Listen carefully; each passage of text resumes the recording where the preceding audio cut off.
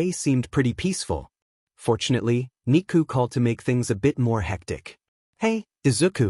There is another C-class villain and thugs holding people hostage at Bioin Hospital. Think you're up to it? She asked. that actually gave Izuku pause. I'm not sure. This isn't like a normal situation where I can just punch the villain and get out of there. If I'm not careful, people could very easily die. But they did say if the heroes don't come with the ransom money in an hour, they would start executing hostages. Niku explained. By the way, that was 40 minutes ago. What? Izuku shouted. He was so shocked he nearly fell off the roof. Where are the heroes? What are the police doing? Well, it seems a few heroes have gathered and some are scouting out the building, but none of them are suited for stealth. And I don't see any ransom money nearby. Niku explained, maybe a bit too casually. Things aren't looking so great. We have about 20 minutes till they blow someone's head off. Izuku was stunned into silence. His blood pressure shot up as he stressed over this decision. Let's think about this. On the one hand, I could really mess this up and get someone killed, and on the other hand, things are looking like someone is about to die anyway, but they wouldn't just sit by and let someone die? It only took a brief flashback of his dead friend suffocating to death while the heroes just watched, to remind him that, yes they would. I'm on my way, Izuku told her. He was intensely nervous. His hands were even trembling slightly. He had to do this perfectly. Think you can get me any help? I'll send a drone to scout the building. And I'll give you access to the police radios. Niku told him. Don't screw this up. I can't, Izuku responded. XXXXXXXXXXX. Izuku was perched on the building opposite to the hospital and looked at the scene down below. He'd never swung as fast as he just did, but it was worth it as he arrived there in just 5 minutes. As usual, the police had set up a perimeter around the hospital, which the media was just swarming outside of, asking questions to everyone they could reach. Some pros had also arrived, but as Niku had told him, none of them were suited for stealth. So they couldn't go in without getting the hostages killed. Patching you into the police radio now, Niku told him. Good luck. Suddenly Izuku heard static before he heard the sounds of police talking. Villain is identified as Molten Man C-Class. Fire Quirk. About 10 other unidentified villains are working under him. All of them appear to be armed. Molten Man is located in one of the break rooms with 5 men. 2 others appear to be holding some of the staff hostage, while 3 more are holding bedridden patients hostage. So how do I get inside? Izuku thought, looking at the buildings. My abilities include punching, kicking, webbing, and wall crawling, or maybe duct crawling. XXXXXXXX. After locating the air ducts, Izuku crawled inside and started moving around the building. Duct crawling was pretty easy given his wall crawling powers, but he had to make absolutely certain to stay quiet. He only had about 10 minutes left before they killed a hostage. So he would prioritize saving them over anything else. Of course, he only barely knew where he was going, and he didn't know the locations of the hostages anyway. Fortunately, it was a small hospital, so that made things easier. Okay, bedridden patients are kept on the 3rd and 4th floors. My guess is that they're on the 4th floor to give them as much distance from the heroes as possible.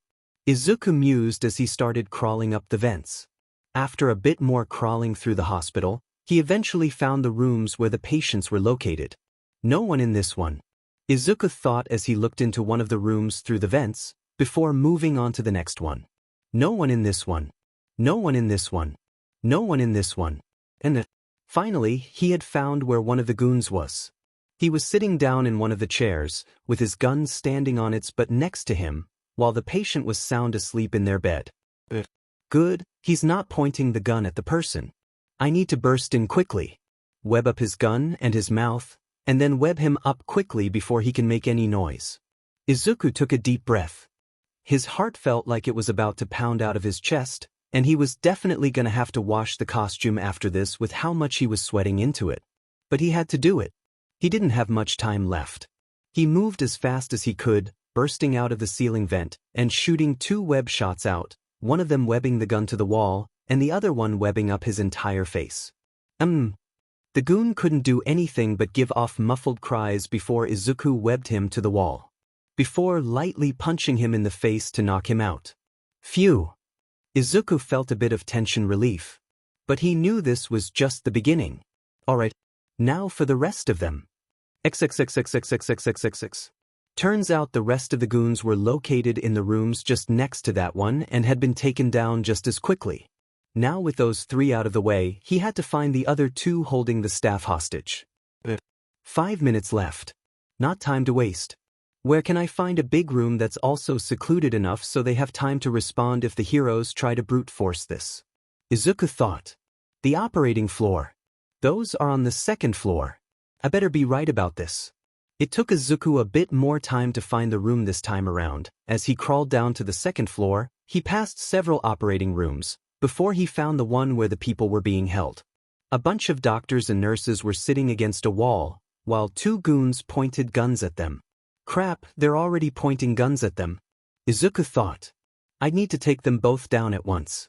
As Izuku was preparing to attack, one of the goons' communicators turned on. It's been an hour and still no money, said an aggressive voice from the communicator. Kill one of them. Right, boss, said one of the goons, aiming his gun at one of the nurses' heads. Please. Please no. The nurse begged, her voice thick with fear and dread. Sorry. Blame the heroes, the goon said as he got ready to fire. Then suddenly, as the man pulled the trigger, Izuku burst out of the vent and shot 2 web lines at the guns, pulling them upwards. Bing, bing, bing, bing, bing, bing. The bullets hit the ceiling before Izuku pulled the guns out of their hands. What? Spider-Man! Yelled one of the goons. They both just stood there in shock for a few seconds, allowing Izuku to shoot another web line at one of the villain's chest, and then slam him into the other villain. Gah! The 2 villains hit the wall, and Izuku webbed them to it. Izuku quickly turned to the hostages. Are all of you okay? Why yes, said one of the male doctors. Most of the staff evacuated B, but they managed to get us A and they put us in here. W, where are the heroes? Probably still outside. Izuku cringed as he saw the look of betrayal on all of their faces. Why didn't they come? I almost died. One of the nurses complained. I don't know. Izuku backed away.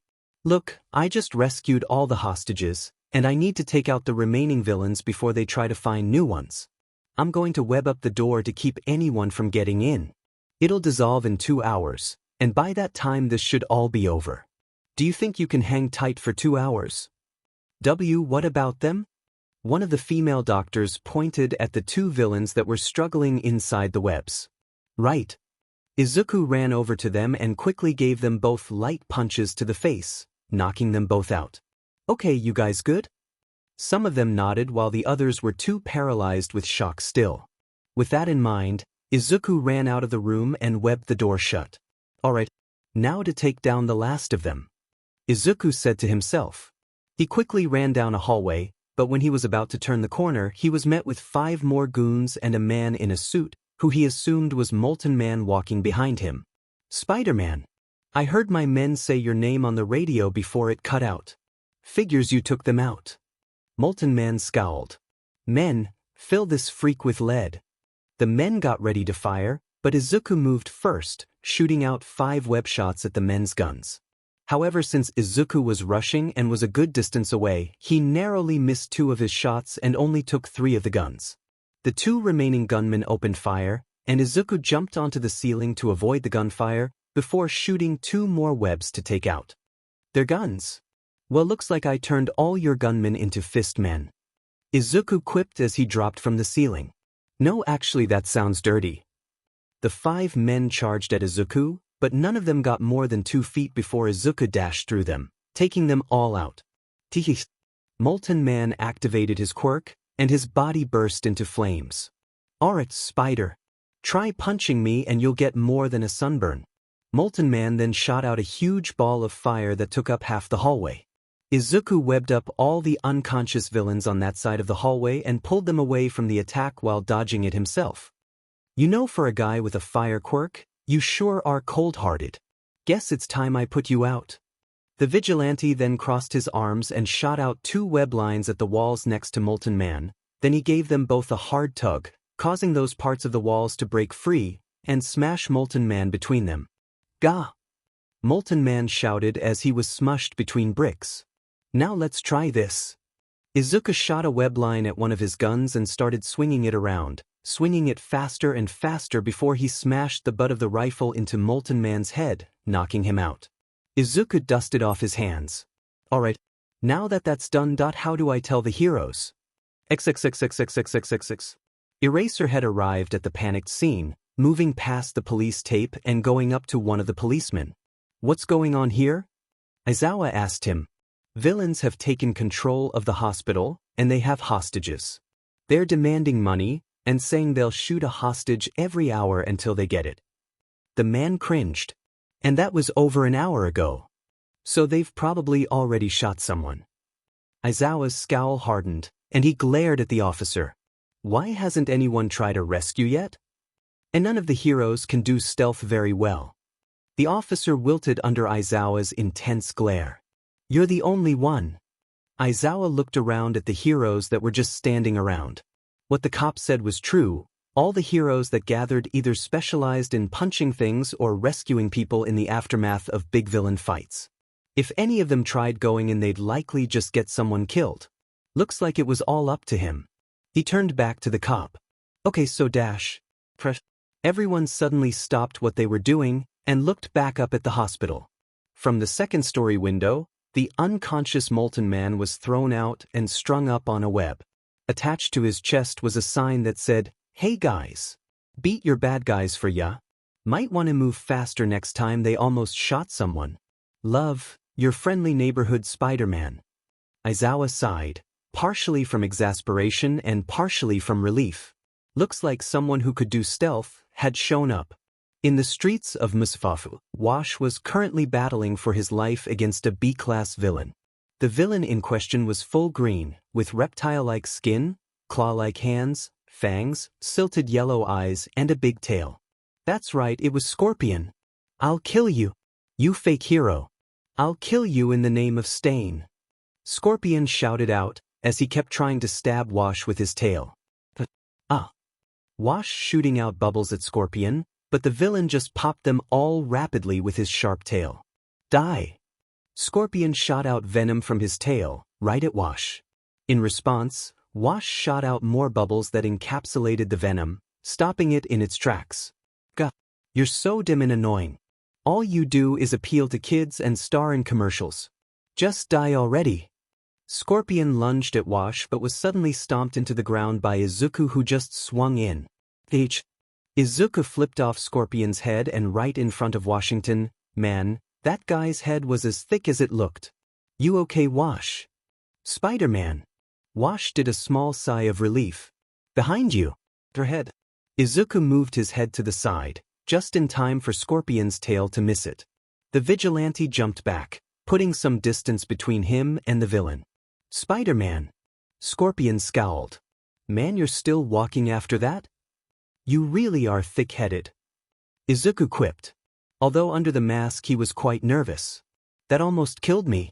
This guy is faster than your average villain. Tougher too. I need to be careful. Stay out of this, wall crawler. Scorpion hissed at him. This is between me and the fake. Izuku felt a bit of anger rise up in him at that. Fake? You think he's a fake hero? Of course he is. All he does is show off to kids. He's on cereal, TV shows, toys, and he's rarely actually defeated a villain. And yet he gets to be in the top 10. Scorpion shouted, his words dripping venom and full of hate. He's proof that our hero society is corrupt and needs to be destroyed. Okay, smart guy. Tell me this. If he's a fake hero, then how come he stayed here and distracted you while getting all the civilians away to safety? Izuku asked him with a bit of an edge in his voice. Huh. Scorpion looked around and saw that the once crowded street was empty, and some people were in Wash's bubbles, being moved back behind a police perimeter. When did he dash? Like I said, he did it while distracting you. Even though he's not a combat-based hero, he's a support and rescue hero, which is why he hasn't taken down a lot of villains. Izuku explained firmly, his voice being loud enough to be heard by the people and the media behind the perimeter. But he knew that there were no other heroes in the area, so he risked his life to fight you on his own, something he is notoriously bad at doing, so that way he could make sure everyone around him got away. Does that sound like a fake hero to you? Grr. Scorpion recoiled back as if Izuku's words physically hit him before he leaned forward, and his shock was replaced by pure rage. Why you dash? What? Can't handle being wrong? Izuku taunted. Because that's what you and your precious stain are. Wrong. Even if there are some heroes that lower the standard and don't deserve the title, psychopaths like you two don't get to decide who is and isn't a fake. And you definitely don't decide that people should die over it. Shut up.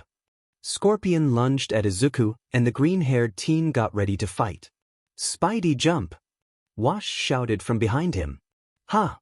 Izuku didn't know what Wash had planned, but he was a high-ranking hero, so he thought it was best to go along with it. He jumped high into the air, allowing Wash to shoot out a giant bubble at Scorpion that encapsulated him and floated him into the air. Enough of this. Scorpion popped the bubble, but now he was in a free fall, and he was a sitting duck. Izuku shot a web line at the villain, who couldn't dodge at all, and then slammed him into the ground hard. Scorpion smacked face first into the ground so hard that it broke apart the road. Jiga. You little dash. Scorpion tried to pull himself up, but as he did, Izuku yanked the line forward, causing him to fly right into Izuku's fist, promptly knocking the villain out cold. See what I mean? He does support. And I'll have you know he's really good at his job. Izuku said out loud. Thanks for assisting Spider-Man. I was in big trouble there. Wash told him. Yeah, you're welcome, but aren't you gonna try and arrest me? Izuku nervously scratched the back of his head. He'd said all that good stuff about Wash, and he didn't want to make him look bad by easily escaping him. Didn't you hear? I'm a support and rescue hero. I don't do combat well. Wash told him as he walked away.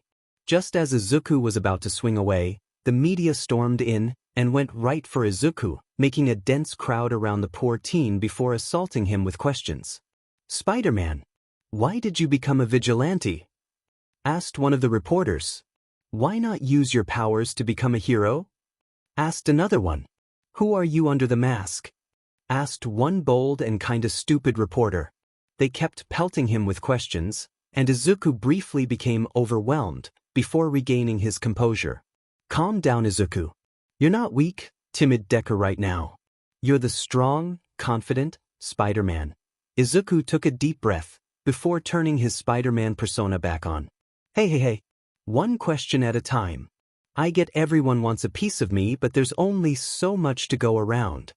Part of him wanted to just swing away. But if he wanted to get a hero license, he had to be popular. And the press might help him with that.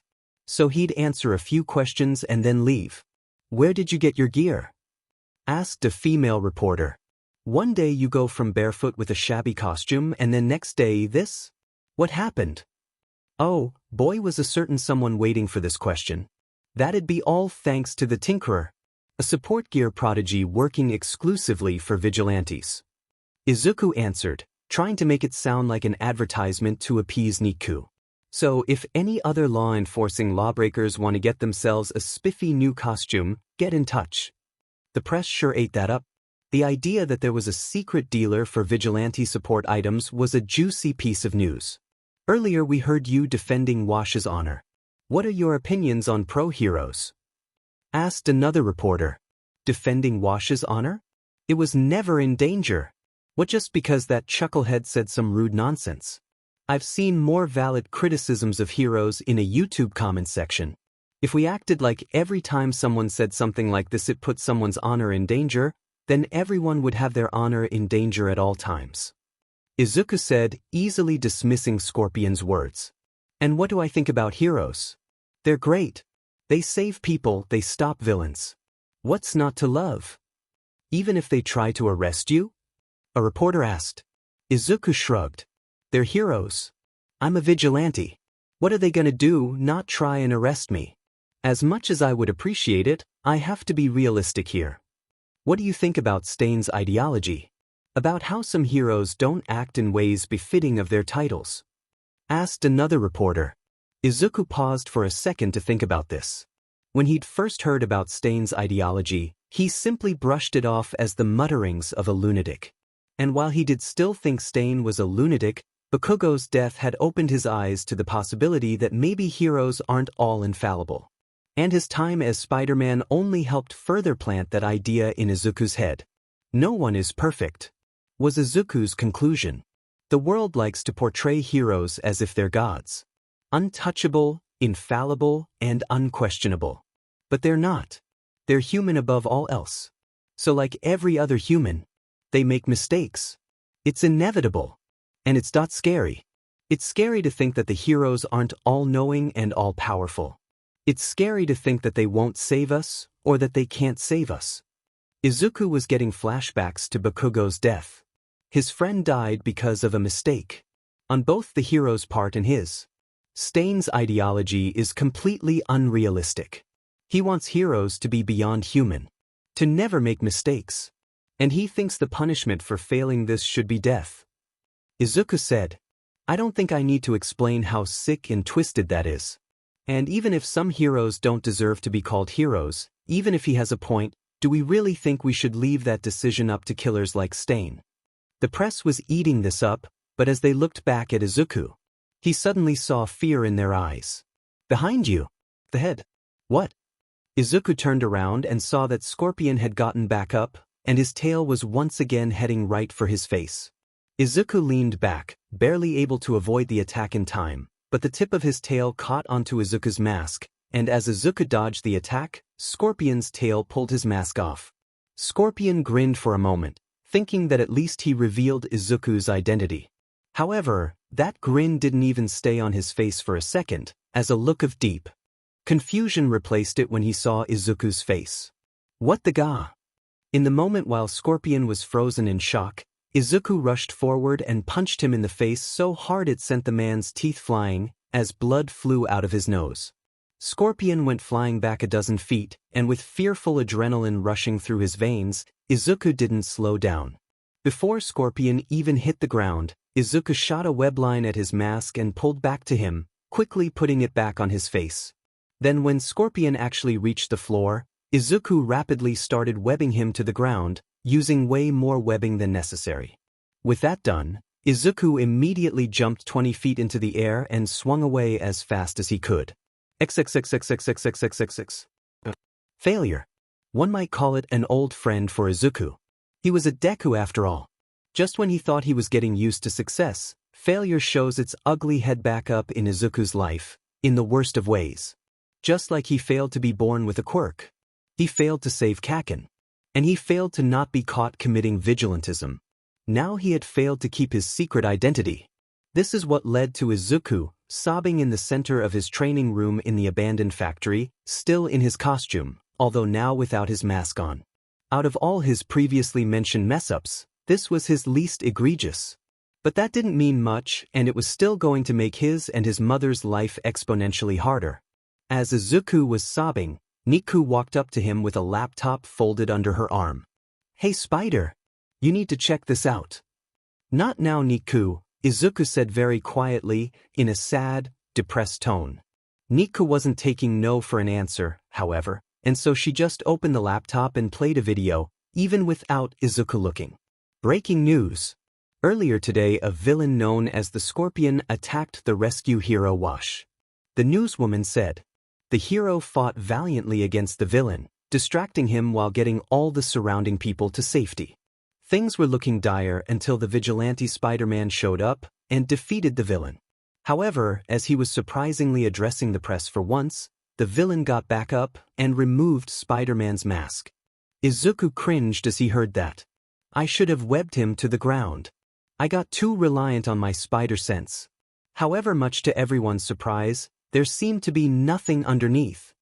The newswoman finished. Izuku's eyes widened in shock when he heard that, and his head turned so fast to look at the computer it was surprising that he didn't break his neck. There on the news was him without his mask on, but instead of his face being there it was seemingly just empty space. He saw his headless body take down Scorpion, and put his mask back on, before webbing up Scorpion and leaving. Niku rewinded it to the part where Izuku had just lost his mask, and paused it, allowing Izuku to gaze at the image in shock. "So I'm guessing you didn't know you could do that?" "What? What?" Izuku had been competently shaken out of his depression and was now completely in shock. Since when could he turn invisible? Since when could spiders turn invisible? Alright, do it again, Nika demanded. Huh? Izuku was caught off guard by this sudden demand. Go invisible. Niku repeated about more aggressively. I'll need to adjust your costume, so I need to know what I'm working with. Izuku just looked confused. He had no idea he could even do that, let alone know how to turn it on and off. Niku sighed and started digging through her lab coat pocket. I thought this might be the case. And then she pulled out a gun and pointed it at Izuku's face. You have 2 seconds. She told him, her voice dead serious. Wait, there's no way she's gonna. Izuku's thoughts were interrupted by his spider sense going off. Oh my god, she's serious. Just as Niku was about to pull the trigger, Izuku's head turned invisible. As I suspected. Niku pulled her finger away from the trigger. It seems your invisibility is not something meant to be done on command, but rather it's a self-defense mechanism your body activates automatically when it feels it's in extreme danger. Much like Niku said, the moment Niku was no longer going to shoot Izuku and his spider sense stopped blaring, Izuku's face returned to being visible. And as she put away the gun, Izuku finally got out of shock. You were going to shoot me? Izuku was honestly more shocked than angry, but he was still a bit miffed that his supposed partner had no qualms about shooting him point-blank in the face. Niku rolled her eyes. Of course I was. You told me how your spider sense works, remember? I knew if I just bluffed it wouldn't cause you to react. And relax, it was a rubber bullet. It would have been like getting hit with a tennis ball for you. Now take off your glove. It took Izuku a few seconds to respond, having to take in what she just told him, but he did hesitantly comply, and removed his glove, exposing his hand. Alright now, try and remember that feeling of danger and panic, Niku instructed him. Izuku closed his eyes and tried to remember what it was like. His mask was coming off, behind him was an army of press. It was over. His secret identity was out. He'd made another massive mistake. You're doing it. It's flickering. Niku told him. Izuku opened his eyes, but in doing so, broke his concentration, and all he saw was his perfectly visible hand. Alright, now try it again. This time with your eyes open. Niku instructed. Alright. Izuku stared at his hand and tried to focus on another stressful, anxiety-filled memory. This time he went back to the alleyway where he encountered Eraserhead. Just when he realized that a hero had seen him committing vigilantism. He thought his life was over, that his dreams had been firmly crushed, and that he had broken his promise to Kaken. And that's when his hand vanished. It was only for a moment because when Izuku saw this, his concentration broke, and therefore his hand immediately turned visible again. Okay, looks like you can trick your body into thinking that it's in danger. However, it looks like this requires extreme levels of concentration. Niku noted. You'll want to train that. This could be very useful in the future. I mean, I guess. But how am I gonna use it while in my costume? Izuku asked. While I'm wearing clothes, this part of my quirk is completely useless. It's probably activated a few times and I just never noticed it because of that reason.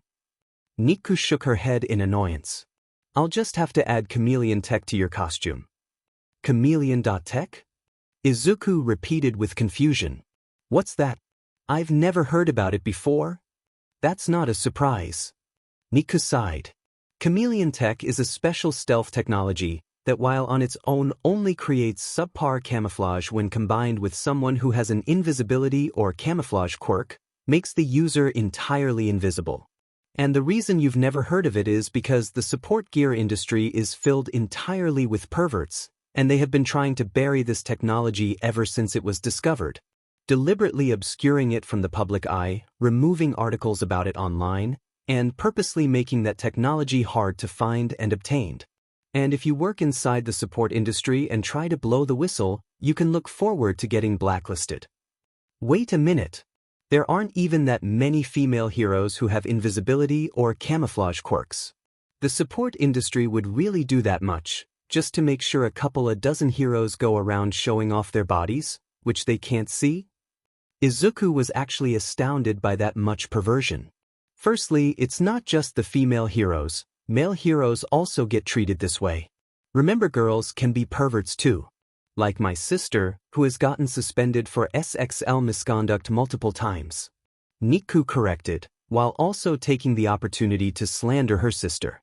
And secondly, if you're gonna be part of the support industry, even temporarily, then never underestimate the power of perverts. Deku started walking back to the workshop while urging Izuku to follow her. Even though I say that the technology is slowly coming out more and more, and becoming more available, Deku explained, it's only a matter of time until its existence becomes public. That being said, someone like me can't just order it online. I'll have to make it from scratch. Some of the components are a bit too sophisticated to make it from the scrap on the beach. I'll have to ask my parents for some of the materials. Are you sure you can manage it? It seems pretty complicated. Izuku stopped and thought about it for a moment. Actually, how are you this smart? Do you have an intelligence quirk or something? You could say that. My quirk is called download. Deku explained with a prideful smirk on her face. Whenever I touch an object with all 5 of my fingers, every possible use that object has will be downloaded into my head. Izuku's eyes widened, and he quickly pulled out a notebook and started jotting down notes. That's amazing. With a quirk like that, you're theoretically capable of making, well, everything that can be made. But a powerful quirk like that has to have some major drawbacks. Correct. She confirmed. You see, my quirk is exceptionally hard to use. My brain can only handle so much information at once before I start getting massive headaches. And I mean massive. It feels like your head is getting hit by a train. And while I can kind of choose what information goes into my brain, it is also difficult to control. It's like searching for something on the internet, but the results are pretty much everything related to what you're looking for, and you have to search through it all manually. Also, any information gained through my quirk will vanish in about 5 minutes. Hence all the papers scattered about everywhere. Izuku wrote down everything she said, intensely. So many drawbacks. Which makes sense because of the sheer power of the quirk itself. Still, using that kind of quirk effectively must take a lot of hard work. I knew you were impressive, but not like this. Deku was practically glowing from the praise. I'm aware of my own greatness. Nice to hear someone else confirm it for once though. Anyway, let's get to work. So, what did you want to show me? Izuku asked Deku as he stood in her office. These. Deku took out a plastic bag that was filled with a bunch of small spider-shaped devices. Spider trackers. Attach one of these on a villain and their location will be uploaded onto the HUD of your costume. I'll have access to their locations as well. That's amazing. Izuku quickly took the trackers and smiled at them. Knowing a villain's exact location.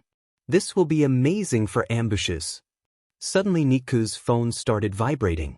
She picked up, read something on it, before looking back up at Izuku. Ingenium is chasing a B-class villain through the streets nearby. If you move fast, you should be able to intercept them. Right.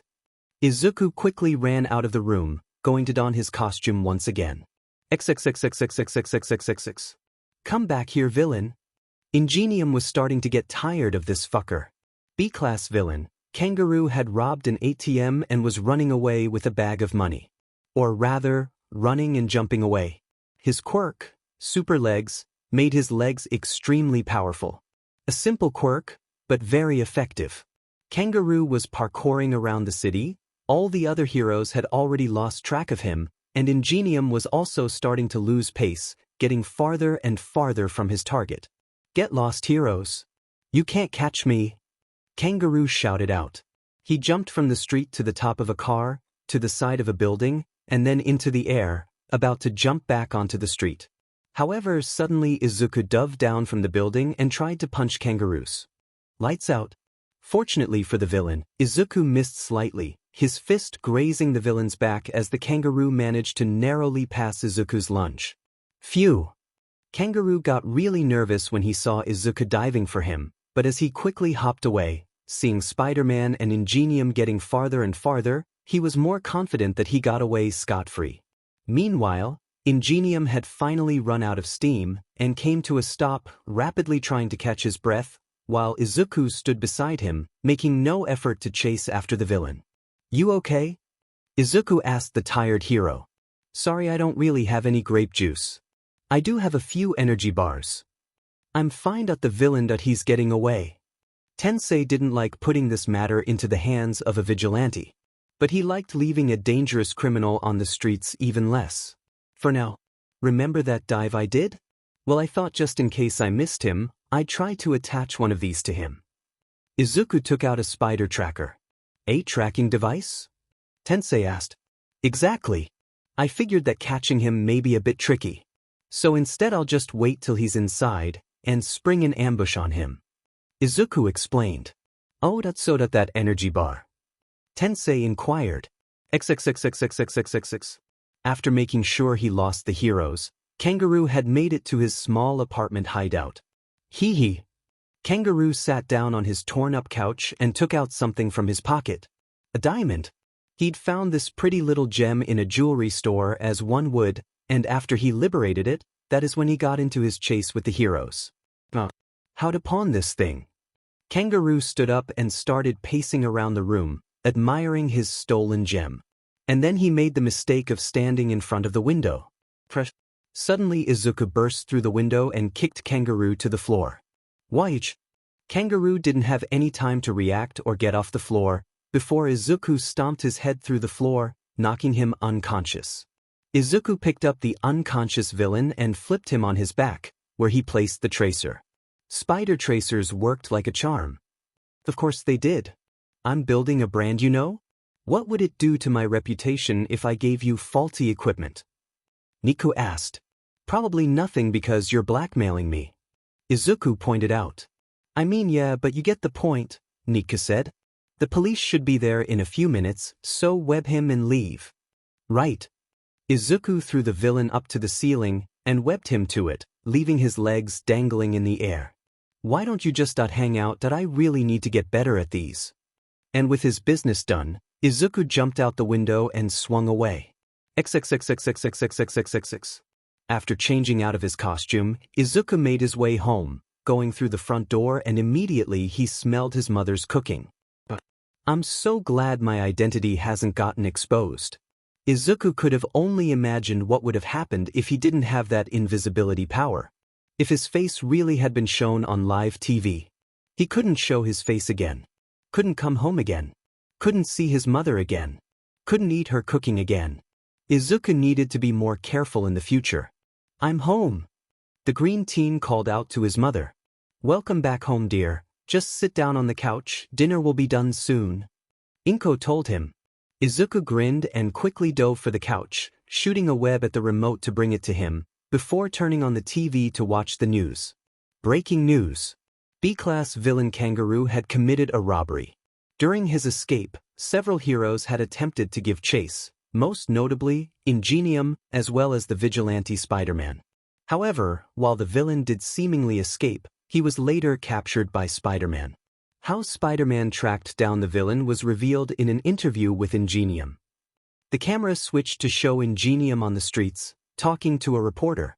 Yeah, so apparently Spider-Man has tracking devices. Probably made that tinkerer person he was talking about. Guess the tinkerer is no joke. Tensei said, Sir, witness report that you made no attempts to stop or capture Spider-Man when he arrived. Why is that? One reporter asked. I was already exhausted, and he is Spider-Man. Not someone you want to try catching when you're not at 100%. He explained. It's been noted that many other heroes have also not pursued Spider-Man, instead choosing to ignore this vigilante. Do you know why this is? Another reporter asked. Well, Tensei sighed. That comes down to a few reasons. Firstly, do you know how fast Spider-Man goes? The guy can outrun most cars and some trains, both on foot and with his webs. Most heroes can't go that fast. And secondly, he can maneuver through the air. A lot of heroes just can't reach him, and when you combine that with his ridiculous speed, and it means that like 70% of heroes just can't catch him at all. And let's say you do catch up to him. Then what? You then have to subdue a guy who deadlifts buses and move like a bullet. Also, I heard he can turn invisible now? Not really sure what's up with that, but we can add it to the list of things that make Spider-Man hard to catch. Add that all up, and you can see that the vast majority of heroes just don't have a way of dealing with him on their own. So they have to ask themselves if it's worth it to try and go catch him. You don't think catching a highly dangerous, high-profile vigilante like Spider-Man is worth it? Asked another reporter. Honestly, for most people Tensei answered, knowing very well that he was going to be hearing about this statement for a while. Listen, if you're All Might, or Endeavor, or Hawks, then yes, you should go out of your way to take him down. Because they're capable of doing so. But for most heroes, chasing him down is a waste of time, because you're not going to catch him. And as a hero, if you waste time, people could die. And it's not like Spider-Man is much a menace anyway. He's never killed anyone, never let a civilian get hurt during his escapades, and has caused very little property damage during his fights. Really, the most damage you can say he's caused is to the villains themselves, with many of them having broken bones as a result of his punches. But considering what we've seen of his strength, the fact that he hasn't killed anyone speaks to his skill. And it's a huge shame he became a vigilante, because I easily see someone like getting into the top 10. Izuku was so torn when he heard this. On one hand, holy crap, Ingenium was praising his skill, and had even said he could have gotten into the top 10. Of course, Ingenium was still looking at him like a vigilante. A highly skilled and powerful vigilante. Someone the heroes would have to take down. He was still far from the point where people were crying out to let him into the hero course. Izuku knew he still had a lot of work ahead of him. XXXXXXXXXXXX. Help. Help. Ga. Kamui Wood screamed out in pain as he was smashed through a building and into a car. Kamui was covered in bruises and cuts, including a big bleeding gash in his side, and several parts of his costume were torn and broken. In other words, he had taken quite the beating. And the one who had given him that beating was currently climbing through the building he just punched through. He was 8 feet tall, with an entirely gray and extremely muscular body. He wore only a pair of brown shorts. And he had a huge horn on top of his head. This was the A-rank villain, Rhino. "You dead, hero!" Rhino shouted out as he stamped his foot and got ready to charge. "Sheet!" Kamui cursed as he tried to pull himself up. But Rhino was already charging at him, and as he came closer, Kamui only saw death approaching. Whip!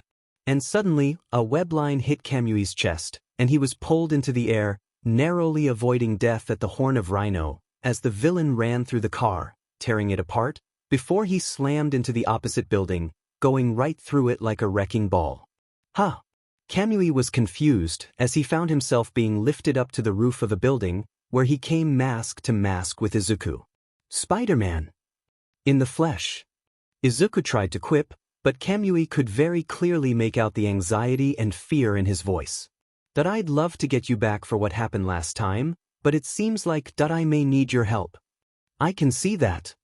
Izuku looked down and saw that Rhino was slowly climbing out of the hole he made in the building. "But you're too injured to take him on." "I can still fight," Kamui insisted, forcing himself onto his feet, but he was clearly struggling. "I am a hero, have to save the people." Izuku interrupted him. "One more hit from that guy and you're dead. And you can't help anyone like that. Focus on evacuating the people still in the area. I'll take on Rhino." "But he's tough. I could barely even scratch him. Do you think you can take him?"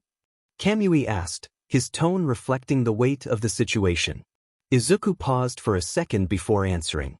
"We'll see. I'll keep him away from the people. Go!" And with that, Izuku jumped onto the roof and onto the back of Rhino, who had just been looking around wondering where Kamui went. "Waff!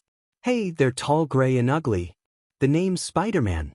I'll be kicking your butt today," Izuku said in the cockiest tone he could muster. "Get off me!" Rhino reached up to pull Izuku off his back, but Izuku jumped off into the air, doing a flip before landing on all fours a few feet away from Rhino. "Man, you are so slow.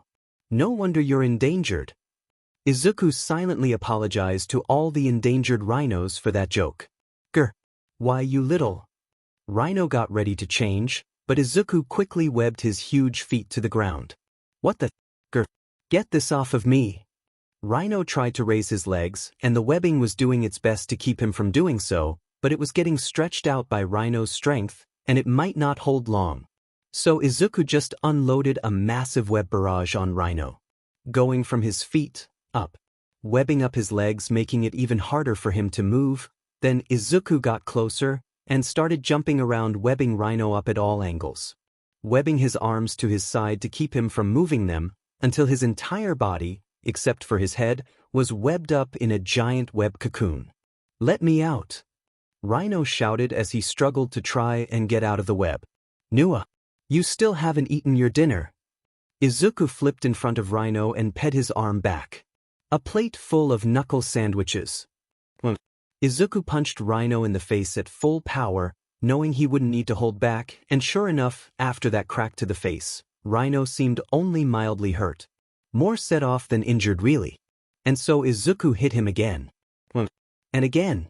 And again. Izuku's fist pounded down on Rhino's face like cannonballs being shot out of a machine gun.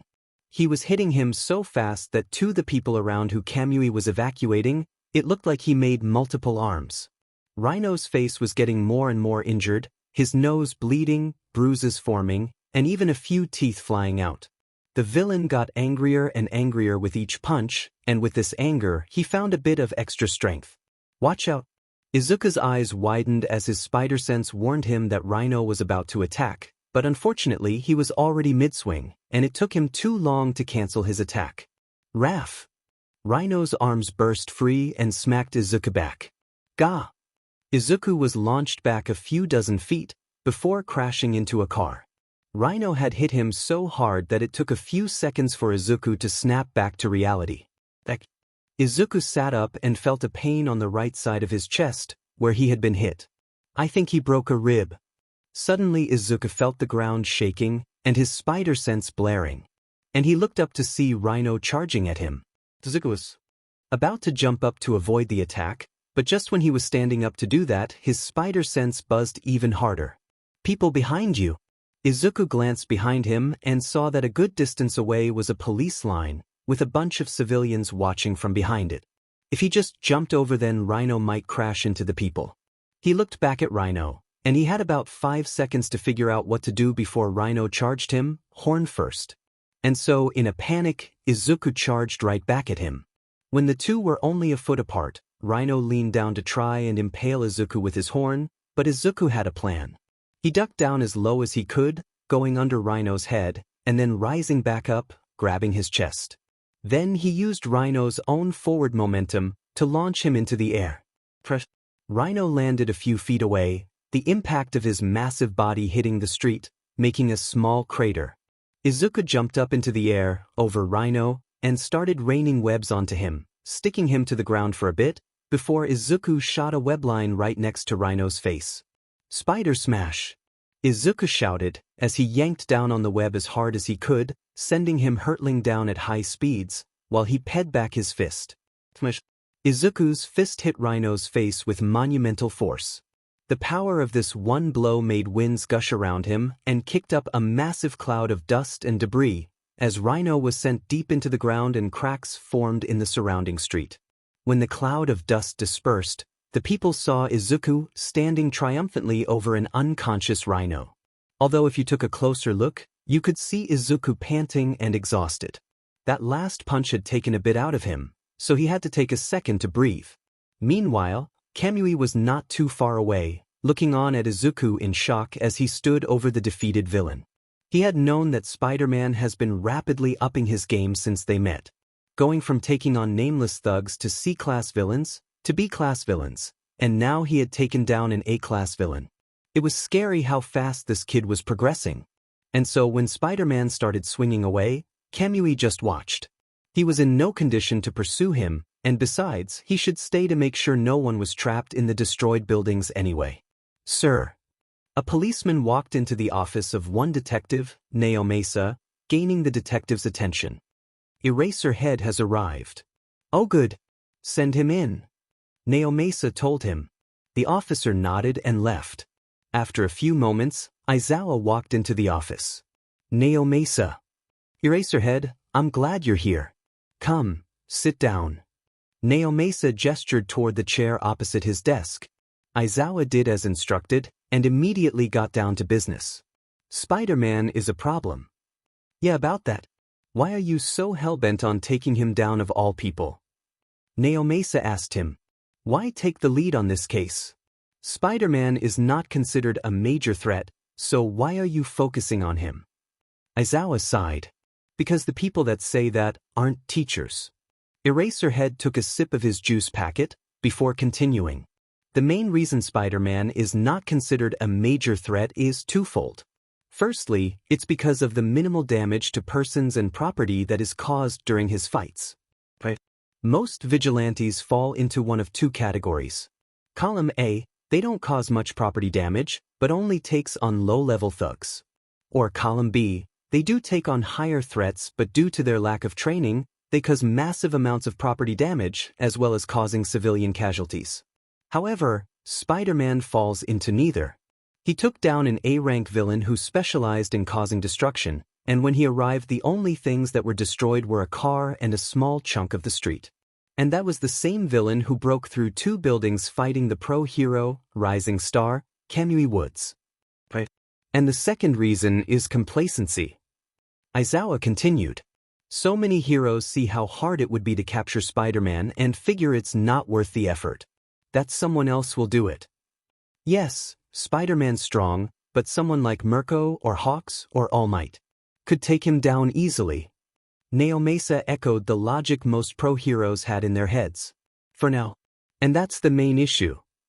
Aizawa said. Despite what some people may think, any experienced hero could tell Spider-Man started off as a rookie. With no real training whatsoever. As the first person to ever encounter him, I can confirm that. And even now he's still very much a rookie. Really? It's kind of hard to believe that considering what we've seen. Naomasa pointed out. He seems to be mostly relying on his impressive quirk to get results, however, that wouldn't have gotten him this far, Aizawa said. No, the reason he got this far is that he's a prodigy. A prodigy? Naomasa repeated. As a teacher, I've noticed that 99% of students have some kind of impediment that slows the rate of their growth and limits their potential, Aizawa explained, recalling several students he had in the past. Some lack drive. Others lack intelligence. Some have personal hang-ups that keep them from performing at their best. There are millions of different reasons. But then there is those 1% of students who is almost nothing holding them back. Prodigies. These students stand above the rest, sometimes very clearly, and make progress at an astonishing rate. Spider-Man is one of these students. Every time he goes out there he improves. He causes a little less property damage, swings a little bit faster, is a little bit more acrobatic. His movement becomes a little less clumsy. Right now, if he were to encounter Endeavor, that would very likely end the way most people think it would. However, in a year or two, with that growth rate, and that quirk, I can see that encounter going very differently. Aizawa leaned in and squinted. And I know you know about All Might's condition. Naomasa recoiled a bit at the mention of his friend's sad state. Yeah. To put it simply, the reason I'm so concerned about Spider-Man is that if he sticks around long enough to exist in a world where All Might is retired, then he might never get caught, Aizawa explained. I see. Naomasa thought back to what he's seen of Spider-Man. All his feats and everything he's done. If what Eraserhead said was true and he improved that much, then the only person who he could see having a surefire chance of catching Spider-Man was All Might. And the window of time for that to occur was closing. But that wasn't his main concern. And Aizawa knew it. All right, now it's my turn, Eraserhead told him. Why are you so concerned about Spider-Man? You were the one who called me here after all. Right. Naomasa started digging in one of his desk compartments. Have you heard about the increase in PVAs? Aizawa nodded. More and more heroes have been reporting phantom villain attacks lately, but there has been no evidence of them ever actually existing, still. Naomasa nodded and pulled out a chart. This is the amount of PVAs. Aizawa looked at the chart. The spike was even worse than he thought. Did you notice anything about the date of the spike? Naomasa asked Eraserhead.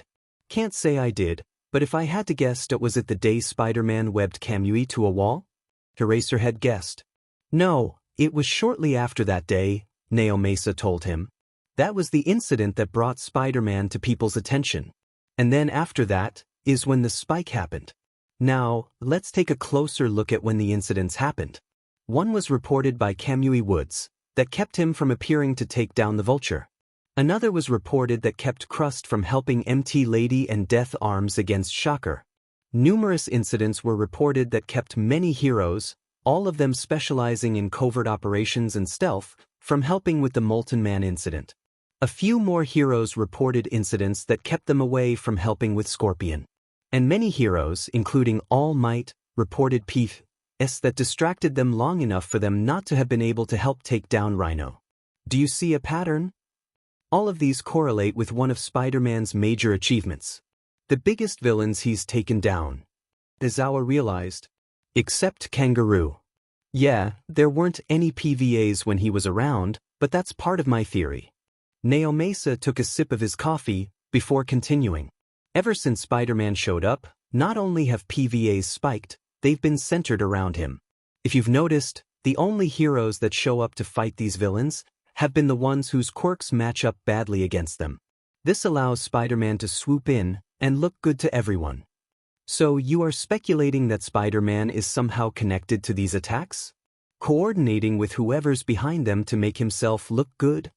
Aizawa asked. Naomasa shook his head. While I'm not saying that's impossible, I don't think Spider-Man is actually in cahoots with whoever's behind these attacks. Aizawa raised an eyebrow. And why no?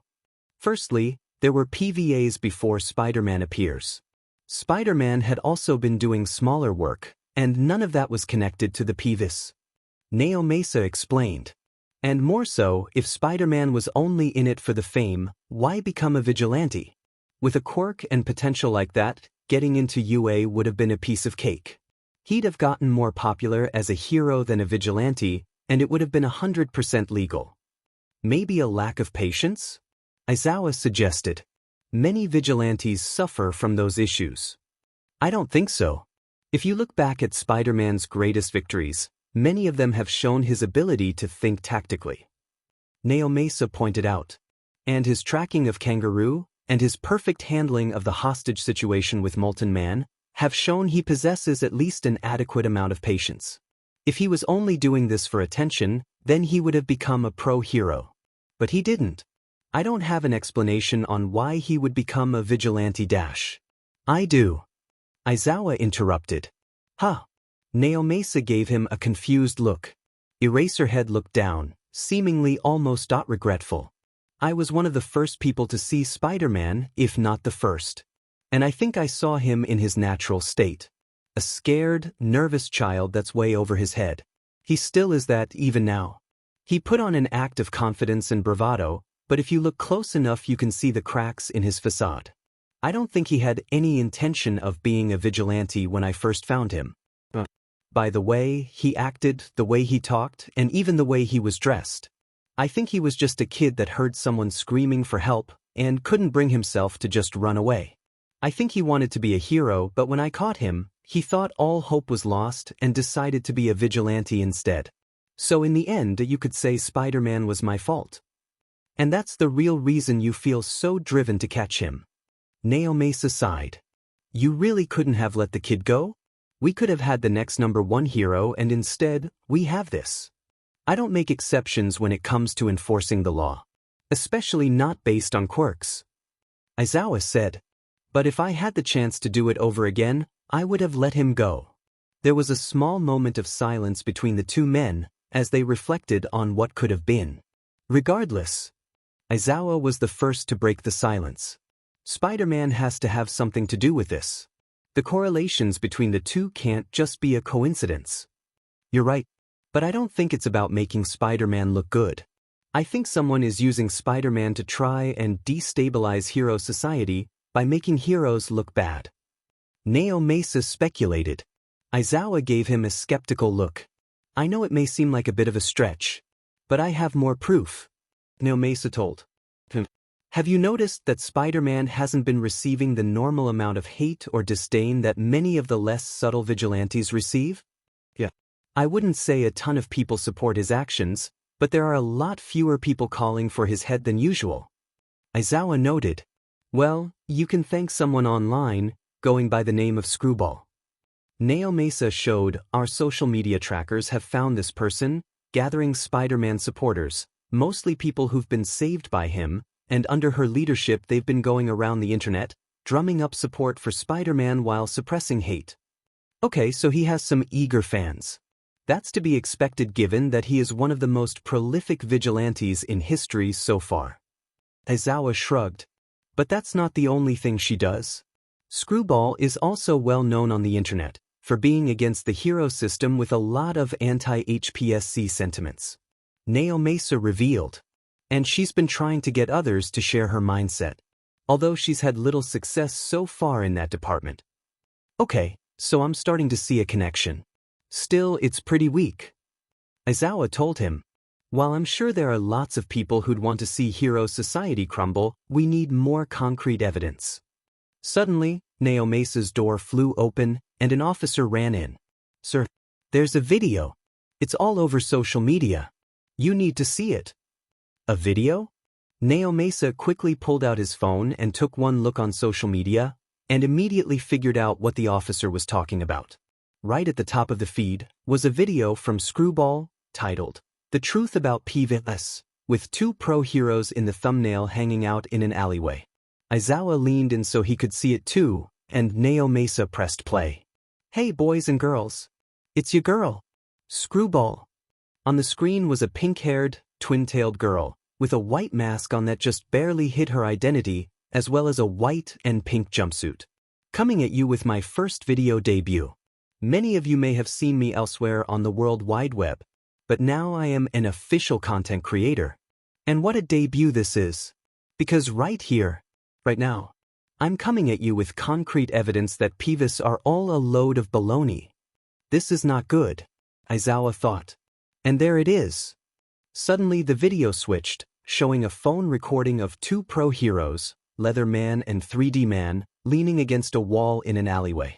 Man, these patrol routes are a pain in the asshole. Leatherman complained. And we have to do them every day. 3D Man sighed, before smirking. Lucky we can take a break because of these phantom villain attacks. Can you believe anyone believes this crap? Leatherman laughed. Phantom villain attacks. I gotta high-five the guy who came up with that. Actually, I think we should just go home for the day. That phantom villain really gave us the ring around. Well shit, Aizawa thought. The video switched back to Screwball, who had a look of mock surprise. Can you believe that? Two pro-heroes. Admitting that they lays off during their patrols and saying it was because of a PVA. Shocking.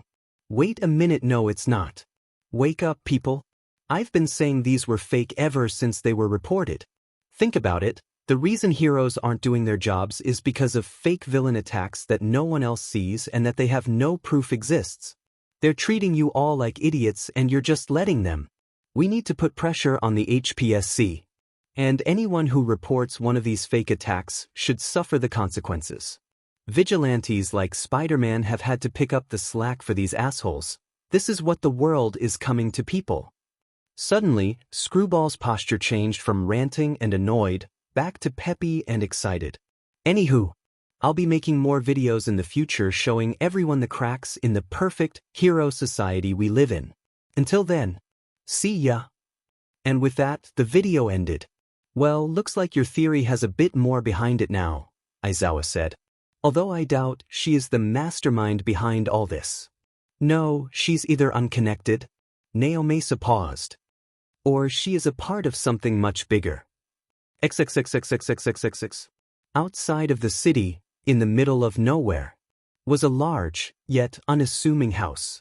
Old, seemingly abandoned, and separated from the rest of the world by a brick wall covered in thick vines. But all of this was but a ruse, an illusion projected to those outside. If you traversed past the walls, you'd see the place for what it really was. The house was the size of a manor, and not only was it not old, but it was also extremely high-tech. And it was definitely not abandoned.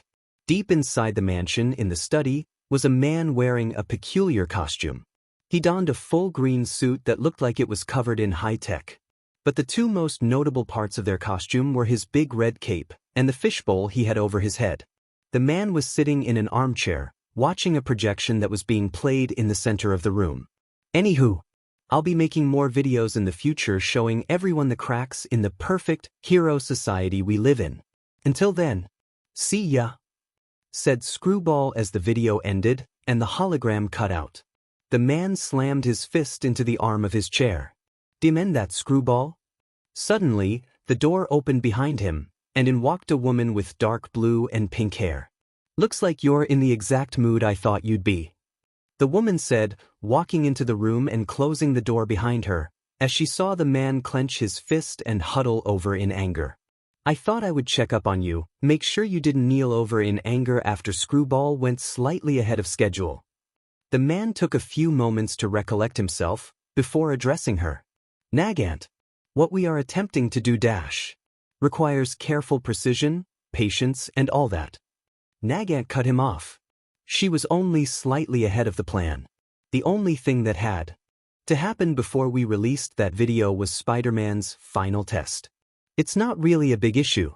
Stop being so dramatic, Mysterio." "Oh, I disagree," the man, Mysterio, countered as he suddenly vanished from his chair and appeared in front of Nagant. What Screwball just did was announce us. She announced to the police and the heroes is that there is something bigger behind this. Because someone, sometime soon I'd wager, is going to put together all the connections with Spider-Man, my illusions, and Screwball, and no one is going to assume that SHE is behind everything. While they don't know anything crucial, they are now alerted to our existence, which will be an issue if Spider-Man fails the final test, and we're left without the key component to our plans. But he's not going to fail. Nagant crossed her arms, looking a bit upset at the notion that Izuku would fail whatever they had in store for him. "As far as I'm concerned, the kid's proved himself enough. This whole Sinister Six thing is unnecessary." "Nagant, you're softening again," Mysterio warned her. "You know what we have to do. You know what's necessary. Did it have to be a child?" Nagant's expression switched from slight annoyance to melancholy as her eyes directed their gaze to the floor. "I'm not fond of this either, Nagant. But we didn't push the boy to risk his life. He chose to be a vigilante of his own accord." Mysterio reasoned, putting his hand on her shoulder. "If he can't handle this, then he would have gone the way of 99% of vigilantes. Either dead or arrested. Most likely the former given his personality. That doesn't make it better." Nagant scowled. Mysterio didn't argue. Instead, he simply walked back to his chair and sat down. "Look at this way. Spider-Man so far has exceeded our expectations. I have no doubt that he will at least pass this trail." "Don't lie to me." Nagant glared intensely at the mysterious man. "I misspoke." Mysterio apologized. "I have doubts, but ultimately, I believe that he will succeed." Nagant took a few moments to cool down before she turned away. "He's a good kid." "I know," Mysterio said, somewhat remorsefully. "And that's why it has to be him." Nagant didn't respond, instead just walking out of the room, slamming the door behind her. After a few moments, Mysterio spoke. "Does Swarm have his eyes on Midoriya?" "Affirmative," said a strange robotic voice coming out of the wall. "Show me," he ordered. The holographic image came back up, this time showing Izuku swinging through the air as Spider-Man. "Izuku Midoriya," Mysterio repeated Izuku's name. "So long have I waited for you to appear. So many years spent lurking in the shadows. Biding my time. Gathering information. Preparing for someone like you to come, so my plans begin. Izuku Midoriya, you will be the one to destroy Hero Society." Izuku was hunched over his computer, his attention solely on the screen. What was he doing? What else? Looking at the online fallout of Screwball's video. Because of course, something like this made huge waves in the ocean that was the internet, with people going back and forth about it all over the web. Some people claimed that it was fake. However, the internet being what it was, it came to light that those two heroes had, in fact, claimed that they dealt with a PVA and were seen around that area at the time, so those facts supported Screwball's video. There was a small but vocal minority of people who fully believed what Screwball was saying and agreed with her, but the vast majority of people simply wrote this off as two heroes taking advantage of the PVS to slack off. And the popular belief was that while PVS were real, some heroes faked them to slack off. Of course, this led to furious online debates about which heroes were faking, and naturally, it just descended into people defending their favorite heroes while slandering the heroes they already didn't like. So in the end, not much came of this, other than throwing the slightest bit of suspicion at the hero community. The way one would throw a rock at a brick wall. Oh, and it landed the two heroes in the video in huge trouble. Izuku didn't really check what happened to them. As far as he was concerned, those two weren't heroes and he didn't care about what happened to them. As the green boy was looking at the internet fallout, Inko suddenly burst into his room. Izuku, you have to see this. XXXXXXX. Police reports have confirmed the villains, Vulture, Shocker, Molten Man, Kangaroo, Scorpion, and the Rhino have all escaped, the latter having broken out of his prison transport truck while he was being escorted to Tartarus. A newswoman explained. Inko had been right to bring Izuku to the living room to see this, as the teen looked at the TV in shock as the report continued. It's unknown how any of them managed to escape, as there was no sign of forced entry or an escape route. The villains all simply disappeared. The leading explanation for this is that a villain with a teleportation quirk aided them in escaping, although no such person was seen by the guards or security feeds. The newswoman explained. Although it's believed these villains have never worked together in the past, the one thing known to link all these villains is that they were all taken down by the vigilante, Spider-Man. Izuku, this is... Inko was worried, and she wore that worry very clearly on her face. Do you think that? They'll try and get revenge on me. Izuku finished her sentence, his tone dead serious, as he fell into contemplation. I don't know. If they're smart, they probably won't try anything, given how easily I beat most of them. But that I can't say for sure. And you're still injured from your fight with Rhino. Inko pointed out. Actually, Mom dash. Izuku lifted up his shirt, revealing that his bandages were off, and he was completely fine. I'm at 100% again.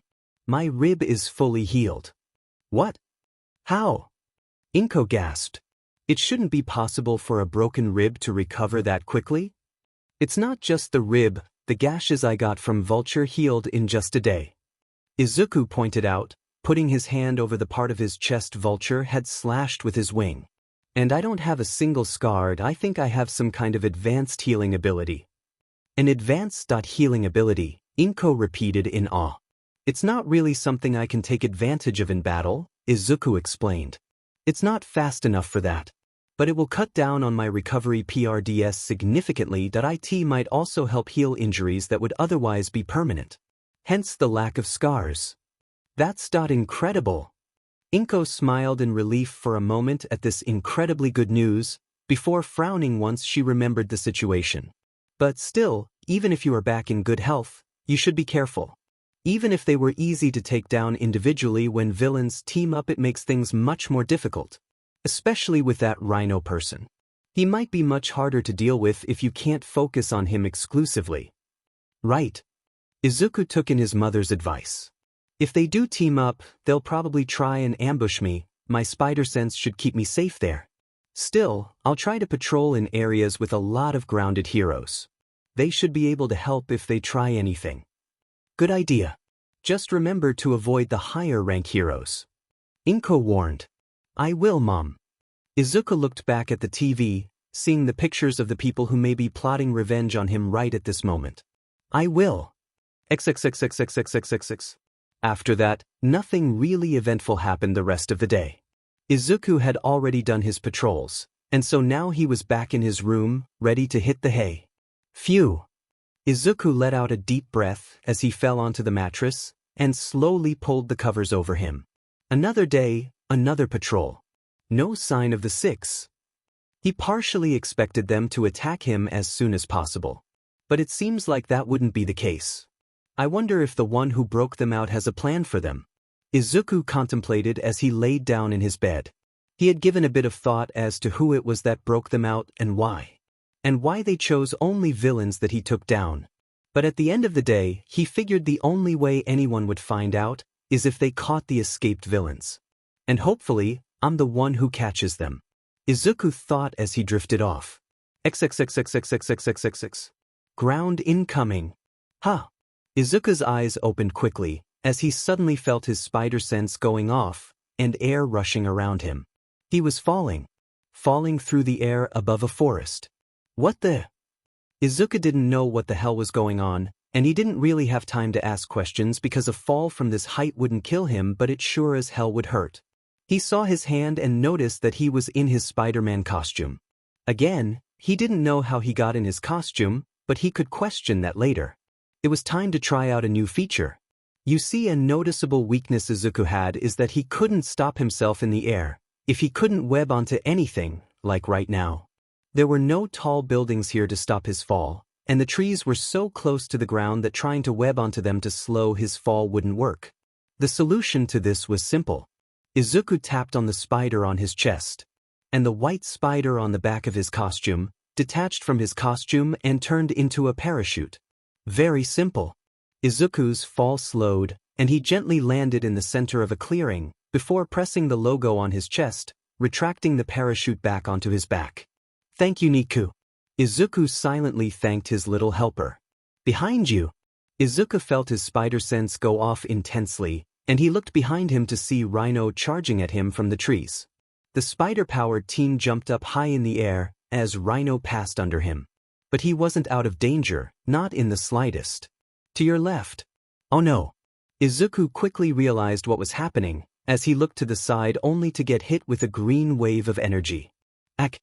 Izuku was knocked to the floor and rolled across the dirt and grass. Oh, shocker. He recognized that attack and he knew what this was.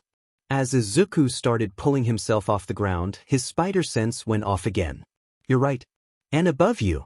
Suddenly Scorpion popped out of the bushes and lunged at Izuku.